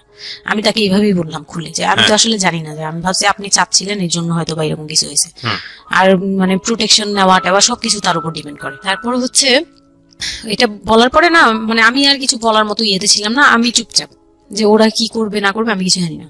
তো আমার হাজবেন্ড যেটা করলো, যে সে চাচ্ছিল না যে আমি মানে সে চাচ্ছিল না বেবিটা, কোন কথা হচ্ছে, সে চাচ্ছে এটাকে বেবিটা অ্যাভয়েড করে চাচ্ছে না ফেলতে। মানে, কিন্তু কিছু বলতেও পারছে না। আমি এবার বাসায়ও বলছি, বাসায় সবাইও খুব চিন্তিত আমার এইটুকু বয়সে আমি কিভাবে কি করব। আর এদিক দিয়ে আমি এবার কিছুই বলছি না, আমি আমার মতো করে চলছি, নর্মাল লাইফ কাটাচ্ছি। আমার কোনো শারীরিক পরিবর্তন তেমন আসে নাই, সত্যি কথা বলতে। শুধু একটু মানে কিছু কিছু খাবার আছে একটু বাজে লাগতো, এছাড়া আমার সবই নর্মাল। আমি নর্মাল ওয়েতেই আমি ওই ওষুধ খাচ্ছি রেগুলার, আর হাঁটা চলা করতেছি, লাফালাফি সিঁড়ি পাওয়া কোনো কিছুতেই আমার নিয়ে নেই। দাদা আছে আছে, ডাক্তার থেকেও কোনো ধরনের কোনো কন্ডিশন দেয়নি? না ডাক্তার দিয়েছে, ডাক্তার ওই যে 2-1টা ওষুধ দিয়েছে। প্রথম কথা হচ্ছে ডাক্তার থেকে যে বাক্যটা আসলে ছিল যে এই 13 বছরের মেয়ের সাথে এটা কিভাবে হলো? ও ডাক্তার, হ্যাঁ। তখন যখন ফার্স্টে ওই দেখলো, তো উনি বললো যে এটা তো আসলে নষ্ট করাটা ওর জন্য রিস্ক। এক্স্যাক্টলি, মানে সব দিক থেকে তো রিস্ক। ডাক্তার যেটা বললো, যে জাফর ইকবাল আমার বাসার পাশেই ছিল উনি, তো উনি আমাকে যেটা বললো যে এই মেয়ের মানে রাখাটাও যেমন রিস্ক, ফেলে দেওয়াটা। আর যেহেতু মানে আল্লাহকে তো সবাই বিশ্বাস করি, তো বলতেছে যে যেহেতু আল্লাহ চাচ্ছে, যেহেতু এসেই পড়ছে, এটাকে নিয়ে আমরা মাথা বুড়ি না করি, যেহেতু রাখাও রিস্ক ফেলে দেওয়াও রিস্ক, তাই রাখুক। না এটা এইভাবে আল্লাহকে নিয়ে বলা যাবে না, এমন বলছে, ভুল বলেছে না। উনি বলছেন থাক ঠিক আছে, যদি ভাগ্যে থেকে থাকে তাহলে হবে। আর এই বয়সে হয়, কিন্তু এত অল্প বয়সে নেওয়াটা ঠিক না, উনিও ওইটা বলছে। তো ওইভাবে ইয়ে করার পরে তো আমি তো রাখছি ঠিকই, কিন্তু আমি তো মানে ওই সময়টা তো ভালোই গেছে। বাচ্চাটা হওয়ার পরে তো আমি বুঝতে পারছি যে আসলে জিনিসটা যে আমার পুরো কত বড় একটা ইয়ে ছিল। এখন আপনার হাজবেন্ড হ্যাপি না, সে চিন্তিত বিষয়টা নিয়ে। তারপর কি হলো? তারপরে থেকে তার মধ্যে আমার মধ্যে একটা বিরাট গ্যাপ তৈরি হলো। সে আমার সাথে মানে টোটালি মিশে না। ওকে। ওই সময় থেকে যখন শুনলো রাতে 3টা-4টা বাজেও আসে বাসায়, তার মধ্যে একদম পুরো চেঞ্জিং চলে আসলো হঠাৎ করে। কি কারণে জানি না, মানে আমি নিজেও জানি না আমার কি ভুল ছিল বা কি, আমি নিজেও বুঝছিলাম না তখন। ওই সময় একদিন আসলো রাতে 3:30 না 3টার দিকে, হ্যাঁ 3টার পরে আর কি আসছে। আসার পরে আমি ওই দিন খুব খেপলাম যে প্রত্যেক রাতে আমি একটা অসুস্থ মানুষ, আমি রাত জেগে আপনার জন্য ভাত নিয়ে বসে থাকি, আপনি প্রত্যেক রাতে এরকম লেট করে আসেন, আমাকে গেট খুলে দিতে হয়, আমি ঘুম থেকে উঠেও গেট খুললে আমার খুব কষ্ট হয়, সিঁড়িটা বেয়ে নেমে আমার গেটটা খুলতে হয়, আমার ভয়ও লাগে, আমি কখনো বাসায় একা থাকিনি। ওই প্রথম মানে আমাকে সে চুলে ধরে সে টেনে ও সিঁড়ি দিয়ে নামাইছে, মানে নামায় সে আমাকে বের করে দিবে এখনই। হ্যাঁ এত বড় ইয়ে হয়ে গেছে, সাহস হয়ে গেছে, এক্ষুনি বাসা থেকে বের হও। সে কিন্তু নেশাও করে নাই, কিচ্ছু না, সুস্থ একটা মানুষ, এরকম করতেছে। তো তার ভাই বোন গুলা এসে বলতেছে আপনি কি মানুষজন কি বলবে, তারা মানুষজনের চিন্তা করতেছে, কিন্তু আমার যে টর্চার হচ্ছে এটা বলতেছে না। এইটা আরেকটা বিষয়, এই যে এগুলো বিষয় আসলে না আমার মেজাজ খুব খারাপ হয়ে যায়। যাই হোক, আপনি যদি আনছেন, আমি খুব সেন্সিটিভ একটা বিষয় একটু কথা বলতে চাই। সেটা হচ্ছে এই যে আপনারা যে তো মানুষজন চিন্তা করেন, নিজের ঘরের ভিতরে একটা মানুষ ঠিক নাই, এটা আমি আপনাদের কথা বলছি না, এটা বাংলাদেশের সামাজিক অবস্থার চিত্র।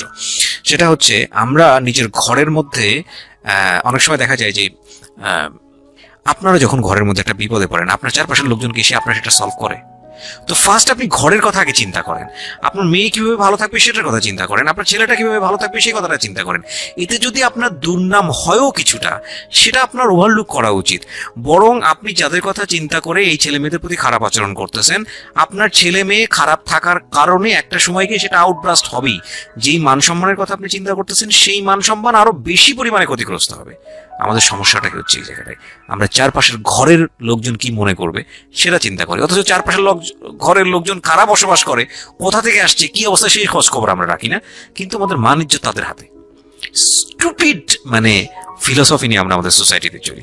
This is very important thing, এবং এগুলোর পরিবর্তন হওয়া উচিত। তারপরে কি হলো? তারপর এই হলো ফার্স্ট এই গেল, এইটার পরে এরপর থেকে চলতেছে কন্টিনিউ, মানে এরকম আচরণই করছে সে আমার সাথে। একটু ওই 4 মাসের সময়টা খুব ক্রুশিয়াল একটা মোমেন্ট, খুবই ক্রুশিয়াল একটা হ্যাঁ, সকালে উঠে আমার রুটি বানাতে হতো কন্টিনিউ। সে বাইরের নাস্তা খাবে না, তাকে রুটি বানিয়ে খাওয়াতে হবে। ওই অবস্থায় আমি মানে সকালে উঠে ঘুম থেকে উঠে রুটি বানাতাম, ওর ভাই বোনের জন্য, ওর জন্য, সবার জন্য বানাতাম। এটা না আমাদের সমাজের ছেলেরা না বুঝতেই চায় না, এবং এটা নিয়ে আমাদের কোনো শিক্ষা নাই। আসলে আমি মানে দেখলাম যে এতটা বড় আমি আমার নিজেকে জড়িয়ে ওই কথাটা বলছি, কারণ আমি তো নিজেও বাবা হয়েছি, আমি নিজে থেকেও বুঝি এই জিনিসটা।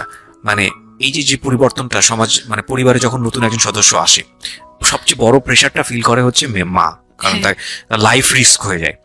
কিন্তু এখানে বাবার যে দায়িত্বটা, খুব মজার বিষয় হচ্ছে, আমি আমার নিজের এক্সপিরিয়েন্সের জায়গা থেকেই বলতেছি, যে বাবার দায়িত্বের জায়গাটা বোঝা শুরু হয় সন্তান দুনিয়াতে আসার পর থেকে, এবং তাও ইমিডিয়েটলি আসে না।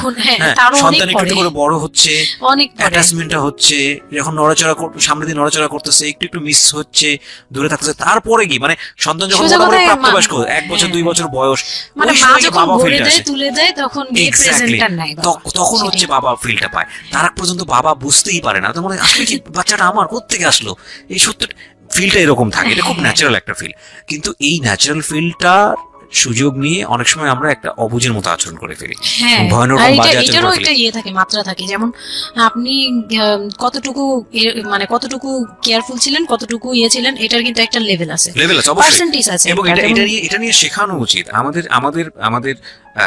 আমাদের মানে এডুকেশন সিস্টেমের মধ্যে তো নাই, এবং আমরা জানি না ম্যারেজ কাউন্সিলিং বলে অনেক একটা বিষয় আছে, এগুলো তো আমাদের প্র্যাকটিসে নাই, কোনোভাবে নাই, এগুলো তো আমাদের কাছে চিন্তাই করা যায় না, বিলাসিতা। এবং আমাদের রাইট, এবং বাবা যিনি, একটা হচ্ছে যে মা হওয়ার একটা প্রিপারেশন দরকার আছে, মেন্টাল প্রিপারেশন, একটা বাবা হওয়ার জন্য একটা মেন্টাল প্রিপারেশন দরকার আছে। আমাদের সমাজে এটা টোটালি মিসিং। আমরা এই নারীদের কাছ থেকে যে গাইডটা পেয়ে আসছি, সেটা না বুঝে না শুনে প্র্যাকটিস করেছি। আমি জানি না, আজকে আমি ছোট এই কথাগুলো বলতেছি, হয়তো আমরা ওই রাতারাতি পরিবর্তনের জায়গায় যেতে পারবো না, বাট আমি শুধু একটা কথাই বলতে চাই, সেটা হচ্ছে বাবাদের দায়িত্বটা অনেক বেশি, বিশেষ করে বাচ্চা চলে আসার পর থেকে মেন্টাল সাপোর্টটা খুব জরুরি, খুবই জরুরি। হ্যাঁ, এবং কারণ এটা একটা মেয়ের লাইফ রিস্কের প্রশ্ন, এবং আপনি জানবেন না যে সে আসলে কতটা ভয়ানক রকমের লাইফ রিস্কের মধ্যে রেখে সে একটা সুন্দর স্বপ্ন দেখে। তো ওই মানুষের পাশে কিছুই না, আপনি শুধু কোম্পানি দেন, এবং এই কোম্পানিটা তারা খুব মিস করে এই সময়টাতে। হ্যাঁ, এটাই ও বলার চেষ্টা করছে। আমি এখান থেকে ফিরবো, ছোট একটা বিরতি নিচ্ছি প্রিয় শ্রোতা। চলো, তারপর হচ্ছে যে আমার বেবি হলো হসপিটালে, যখন মেয়ে হলো, তো এই রুমটাতে ঢোকার পর্যন্ত আমি খুব ইয়েতে ছিলাম, মানে রুমটাতে যখন ঢুকি তখন আমি কান্না করছিলাম, খুব ভয় ছিল যে হ্যাঁ, তখন মনে হচ্ছিল যে আমি মরেই যাই নাকি, এরকম মনে হচ্ছিল। আর আমাকে তো মানে অপারেশন করবে, তারাও ডাক্তার বলতেছে এই মেয়ের অপারেশন কি করবো, আর এই মেয়ে নর্মালি কি বেবি দিবে। বলতেছে এটা তো গ্রামগঞ্জ না, আপনারা কি করছেন। আমি তখন আরো শুকনা ছিলাম, তো আর এমনিতেও বয়সও কম ছিল, আবার শুকনাও ছিলাম, দেখতে আরো পিচ্ছি লাগতো। বলতো যে অনেক দুর্বল, তো ও তো মানে ঠিক মতো টেক কেয়ারও করেন নাই বাসায়। হ্যাঁ, বলতেছে একদম আমার এই হাতের মানে এইগুলো ব্রেন গুলো বুঝে যেত, এইগুলো বোঝা যেত, একদম হাড় গোড় বোঝা যেত। যখন অপারেশন করে, অপারেশনের 12 ঘন্টা পর আমার সেন্স আসে, প্রায় 12 ঘন্টা। মানে আপনার বেবি হয়েছে আপনি জানি না? পরে আমি যখন ঘুম থেকে, সিজারিয়ান বেবি, পরের দিন শুধু রাতে একটু টের পাই যে আমি আমার পাশে কেউ মানে ব্রেস্ট ফিড করছে, এইটা ফিল পাইছি। শুধু মুখের দিকে তাকাতে পারিনি, চোখ খুলতে পারিনি, কিন্তু কেউ একজন আমার পাশে শোয়া, মানে আমার হাতের উপরে একটা বাচ্চা শোয়া, এইরূপ ফিল পেয়েছি। আর এরপরে যে চোখ বন্ধ করেছি, একবারে সকালে প্রায় 11টা 12টার দিকে আমার ঘুম ভাঙছে। তখন তাকানোর পরে একটু পুরোপুরি ইয়েতে, তো আমাকে উঠিয়ে নিয়ে আমাকে ইয়েতে ক্যাবিনে দেওয়া হলো।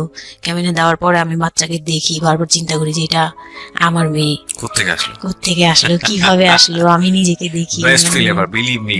এটা তখন না আমার মাথায় এটাও ছিল না যে এটার বাবাকে, এটার ফুপুকে, এটার চাচাকে, হোয়াট এভার, আমার বাচ্চা এটা, মানে আমার, আমি এখনো স্টিল না, আমার বাচ্চা এখন ক্লাস 8-এ পড়ে, এখনো আমি তাকে বাচ্চা বলি। হ্যাঁ, তো ও আর আমি একসাথে আড্ডে মনে হয় কি মানে ফ্রেন্ড আমরা এরকম। পরে হচ্ছে ওই বাচ্চাটা হলো, বাচ্চাটা হওয়ার পরে সে খেলে, আমার খুব ভালো লাগে, তাকে নিয়ে আমার সময় ভালো কাটে। আমার আর মানে ওর বাবার কথা মাথায় নেই যে এই লোককে, এই লোক শুধু মানে এনে দিবে ঘরে, আমি রান্না করবো খাবো, ব্যাস ওই পর্যন্তই শেষ, আমার আর এনে দরকার নেই, কাউরই দরকার নেই। আমার বাচ্চা নিয়ে আমি পুতুলের মতো খেলি সারাদিন। ওর বাবা অনেক সময় দেখা গেত ওর বাবা তো রাতে 2টা-3টায় আসতো, আসার পরে যে খাওয়া দাওয়া করে ঘুমাবে, তো আমি তো, আমার তো ওই রুম ছাড়া কোনো ওয়ে ছিল না, ওই রুমে আমি হাঁটাহাঁটি করতাম, বাচ্চা কান্না করতে। একদিন এমনও হয়েছে সে আমাকে ঘর থেকে বের করে দিচ্ছে, আমি নাকি ইচ্ছা করে বাচ্চাকে কাঁদাই আর তাকে ঘুমাতে দিই না। হ্যাঁ, সে আমাকে বাসা রুম থেকে বের করে দিচ্ছে। তো রাতে এত রাতে বাসা থেকে যখন রুম থেকে বের করে দিচ্ছে, আমি সিঁড়িতে সারা রাত, মানে ওদের তো আর বারান্দাও নেই হাঁটার জায়গা। বাচ্চা কোথায় ছিল? বাচ্চা আমার কোলে, বাচ্চা তাওয়াল দিয়ে পেঁচানো আমার কোলে, সে কান্না করতেছে, আমি সিঁড়িতে বসে আছি। আর আমি যখন সিঁড়িতে বসছি, আমি জানি না কি কারণে বাচ্চার কান্না হঠাৎ থেমে গেছে। রুম থেকে বের হয়েছি না, তো ওর বাবা যে ধমক টমক দিছে, আমি জানি না কি কারণে, হয়তো বা রাতও অনেক হয়ে গেছিল, অনেক কান্নাকাটির পরে হয়তো ও ক্লান্ত হয়ে গেছিল, ও মোটামুটি চুপ হয়ে গেছে সিঁড়িতে, নয়তো পুরো এলাকা জানার কথা এইরকম। তো আমি সিঁড়িতে বসে বসে কান্না করছি সারা রাত, মানে তখন অলমোস্ট তখন 4টা বাজে, হ্যাঁ, তখন সে ঘুমাচ্ছে, ভিতরে গিয়ে ঘুমাচ্ছে। আমি আর ভয়ে রুমেই যাইনি, মানে কি না কি করবে আবার, এই জন্য রুমেই যাইনি। তো এই কাজটা করার পরে সে আমার মন থেকে আরো উঠে গেছে। আমার যে দেবর ছিল, যে বললাম যে আমাকে খুব ভালোবাসতো উনি, তো উনি আবার এই খুব ভোরে আসতো, জুতার ব্যবসায়ী তো, ওনাদের কারখানা সারা রাত কাজ হতো, প্রত্যেক দিন সকালে 5টা-6টা এইভাবে আসতো। তো ঘন্টাখানিক পরে উনি যখন চলে আসছে, তখন আমাকে সিঁড়ি দিয়ে ওঠার সময় মানে গেট নক করছে, ওনার ওয়াইফ নামছে উপর থেকে, নেমে বলছে তুমি এখানে কেন? আমি বললাম যে এরকম আপনার ভাই ঘুমাতে পারে না, আমাকে বের করে দিচ্ছে।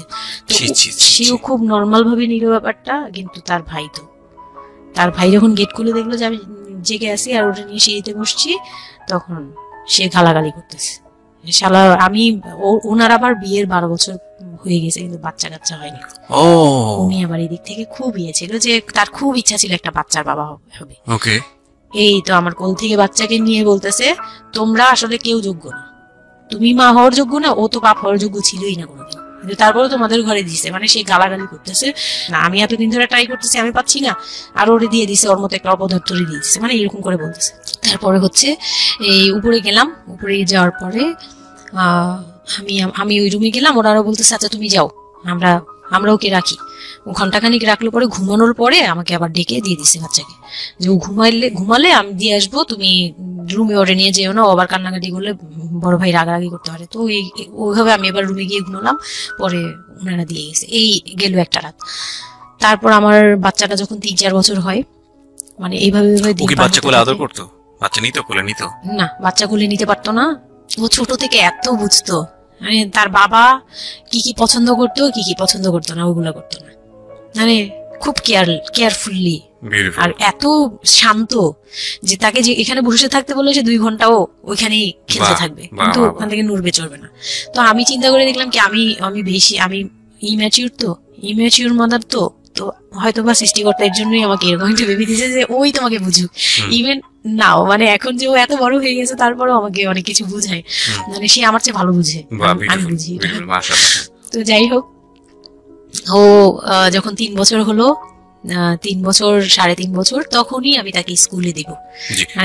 15 মিনিট আছে, আচ্ছা, সো সুইচ করেন, হ্যাঁ, মূল বিষয়গুলো আনেন। তো ওখানে হচ্ছে 3 বছরের কালে আমি ওকে স্কুলে দিলাম। স্কুলে দেওয়ার পরে আমি ওখান থেকে ওরে স্কুলে দিয়ে আমি নিজে ভর্তি হলাম ইয়েতে, ওপেন ইউনিভার্সিটি, মানে বুঝতে পেরেছি, উন্মুক্ত বিশ্ববিদ্যালয়, হ্যাঁ, ক্লাস 9-এ ভর্তি হলাম।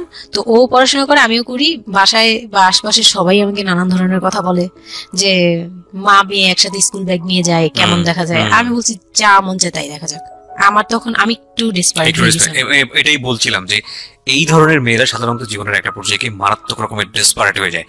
এটা শুধু মেয়েরা বলবো না, মানুষ বলবো আমি। তো আমি নিজে ইংলিশ মিডিয়ামে পড়ছি, তো মানে খুব বেশি বয়সগুলো পার হয়, ভালো লাগে না। তো বাংলা মিডিয়ামে দিলাম, শিশু শ্রেণী থেকে 1-এ উঠে গেল 4 বছর বয়সে, এইভাবে করে সে উঠতেছে। সে খুব ভালো রেজাল্ট করে, আমারও খুব মজা লাগতে লাগলো। আমি তাকে পড়াই, নিজে পড়ি, দুইজন মামে মিলে ওকে স্কুলে দিয়ে দেখা যায় আমি আমার কোচিং এ যাই, আমি আবার কোচিং করা শুরু করলাম। তো সেও খুব মজা পেত যে তোমার ব্যাগ আর আমার ব্যাগ, মানে ওয়েট করতো। খুব মজার একটা সময় ছিল যে দুইজনে টিফিন নিয়ে যাচ্ছি। তো আমরা খুব মজা করে এরকম ক্লাস করতাম। ওর বাবার মাঝখানে একটু জেলাসি হলো, মানে মাঝে মাঝে খুব জেলাসি করতো। তো এইগুলো নিয়ে একটা পর্যায়ে যে বিয়ের প্রায় 6 বছর বা 7 বছর কালে তার বাবা এমন ভাবে একটা লোন করলো, 8 লাখ টাকার একটা লোন করলো। আমি এটা বুঝতে পারিনি, আমি তখন মাত্র এসএসসি পাস। রিপন? হ্যাঁ, 8 লাখ টাকার লোন। 8 লাখ টাকার লোন ব্র্যাক ব্যাংক থেকে।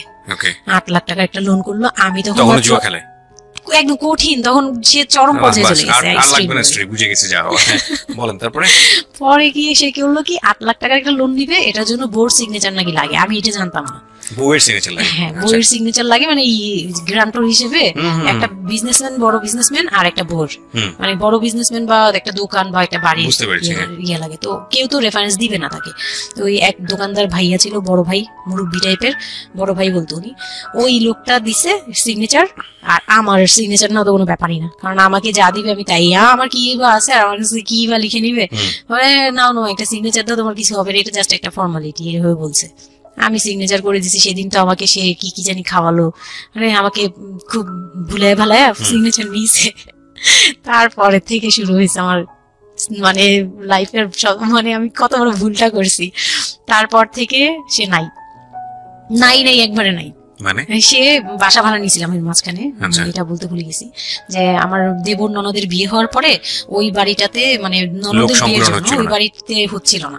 পরে আমরা বাসা শিফট করে, মানে ওই বাসা ভাড়া দিয়ে অন্য একটা বাসায় ভাড়া গেছি, ফ্ল্যাট নিয়ে ভাড়া যাওয়ার পরে ওই ননদের বিয়ে হওয়ার পরে তারপরে আবার যার যার মতো আলাদা আলাদা রুম নিয়ে থাকা, মানে বাসা নিয়ে থাকা। তো আমাকে যে ফ্ল্যাটটা নিয়ে দিয়েছিল, 1 রুমের ছোট্ট একটা ফ্ল্যাট, হ্যাঁ, ওই ফ্ল্যাটে ছিলাম। তো ওইখানে আমার এই যে সিগনেচারটা করায়, মানে ভাই বোন থেকে আলাদা হওয়ার পরে সে তার ভাই বোনকেও ভয় পেত এইসব ব্যাপারে। তো আমাকে তারা হাইড করছে যে সে জুয়া খেলে, যে এটা আমাকে বলেনি। তো আমি একদিন টের পাইছি কিভাবে, যে ঈদের দিন, মানে লাস্ট ঈদ, ওনার সাথে আমার লাস্ট, মানে লোনটা নেওয়ার আগ পর্যন্ত আপনি জানতেন না যে সে জুয়া খেলে? না, তখনও বুঝি নাই। তার আগে কিন্তু আমি এটা ধরছিও, কিন্তু ধরেও বুঝতে পারিনি।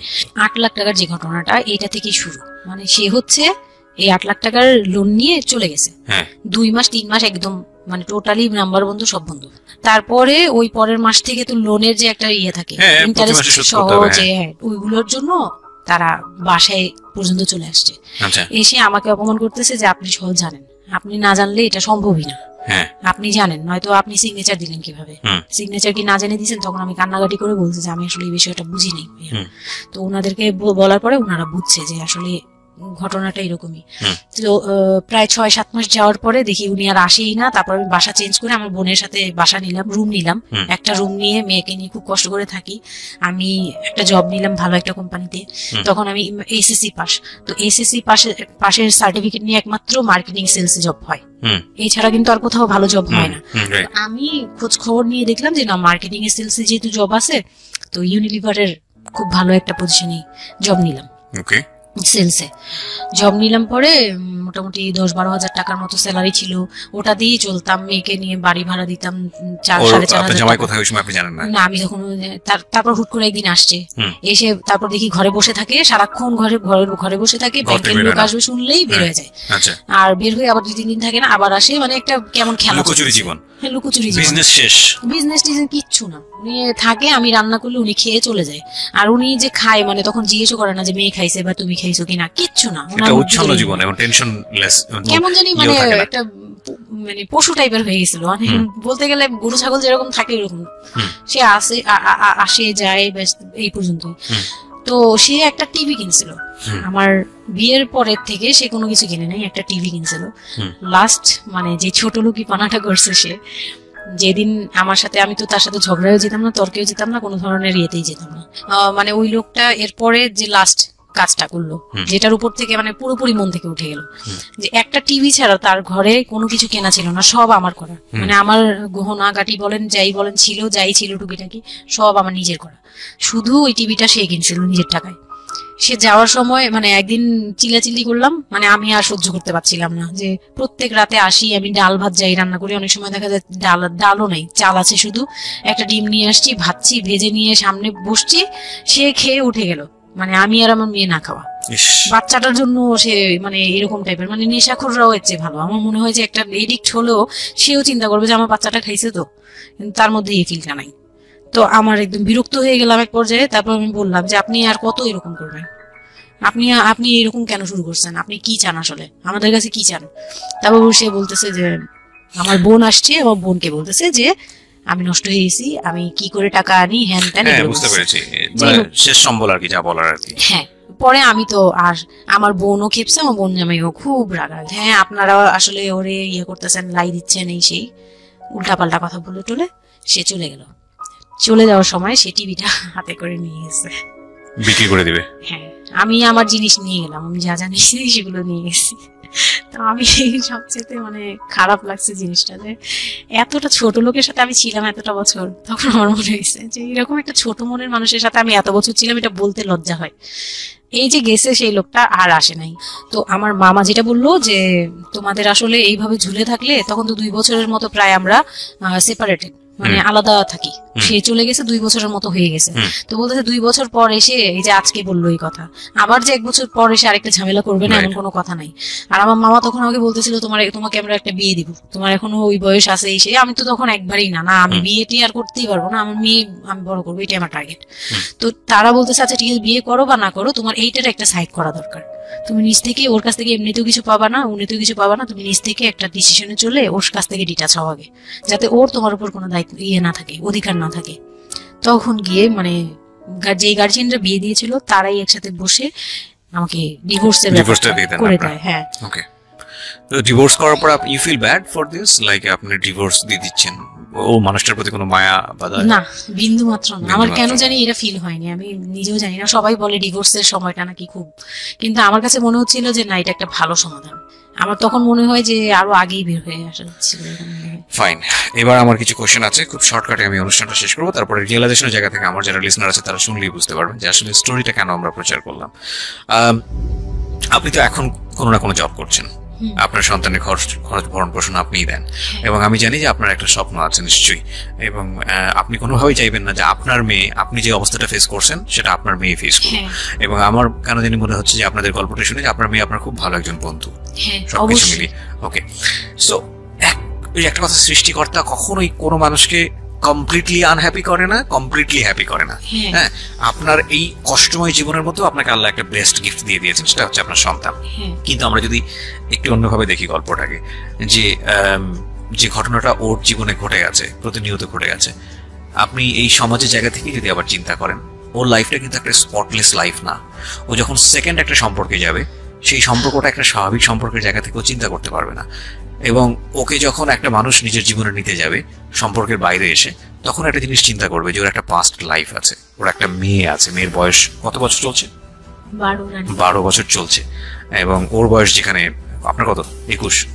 আমার না, আমার হচ্ছে 27। সো ওর প্রায় ওর বয়সের অর্ধেক বয়সে 2-3 বছর কম হবে। যাই হোক, তো এই যে ব্যাপারটা, এগুলো খুব ভালো চোখে দেখে না, দেখবে না, খুব স্বাভাবিক। হয়তো কোনো ব্যক্তি মানুষ দেখলেও দেখতে পারে, কিন্তু যখন পরিবারের জায়গা থেকে আসবে এই সম্বন্ধটা, তখন কোনোভাবেই পরিবারের অন্য লোকজন এটাকে কোয়েশ্চেনেবল, মানে কোয়েশ্চেনের জায়গা থেকে এটা ছাড় দেবে না।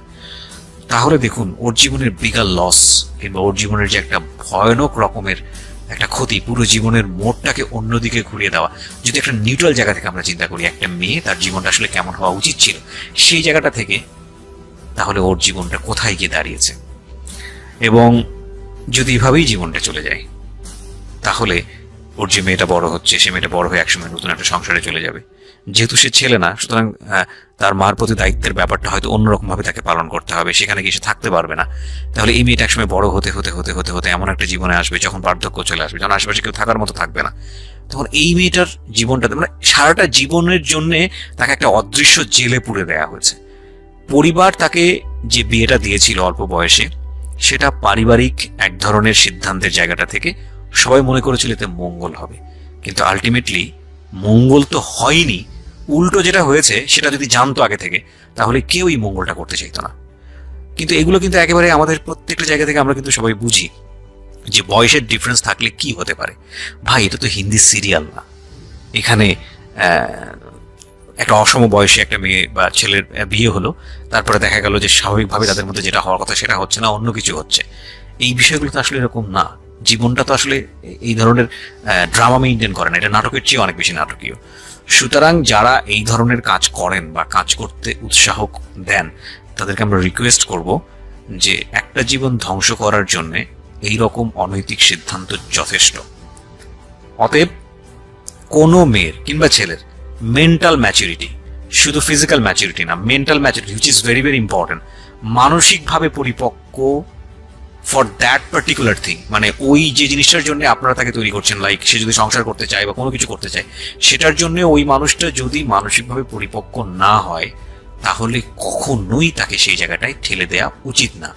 এতে দিয়ে আপনি যদি মনে করেন, বিশেষ করে বাবারা অনেক সময় মনে করে, মারা অনেক সময় মনে করে মেয়ে বিয়ে হলে যাক হাফ ছেড়ে বাঁচলাম, এটা একটা ভয়ানক রকমের ভুল সিদ্ধান্ত। কারণ অপাত্রে যদি মেয়ের যা চায় তাহলে হাফ ছেড়ে বাঁচার আসলে কোনো সুযোগ থাকে না।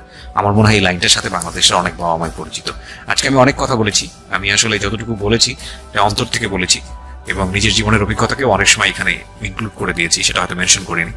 আমি সবার প্রতি ক্ষমা চেয়ে নিচ্ছি কারণ আজকে অনেক বেশি ইন্টারাপ্ট করেছি। তবে আমি মনে প্রাণে চাই যে শামীমা আজকের এই জীবন গল্পটা এখানে বললেন, এই শামীমার মতো যারা আছেন তারা জীবনের সুখী হোক, ভালো থাকুক।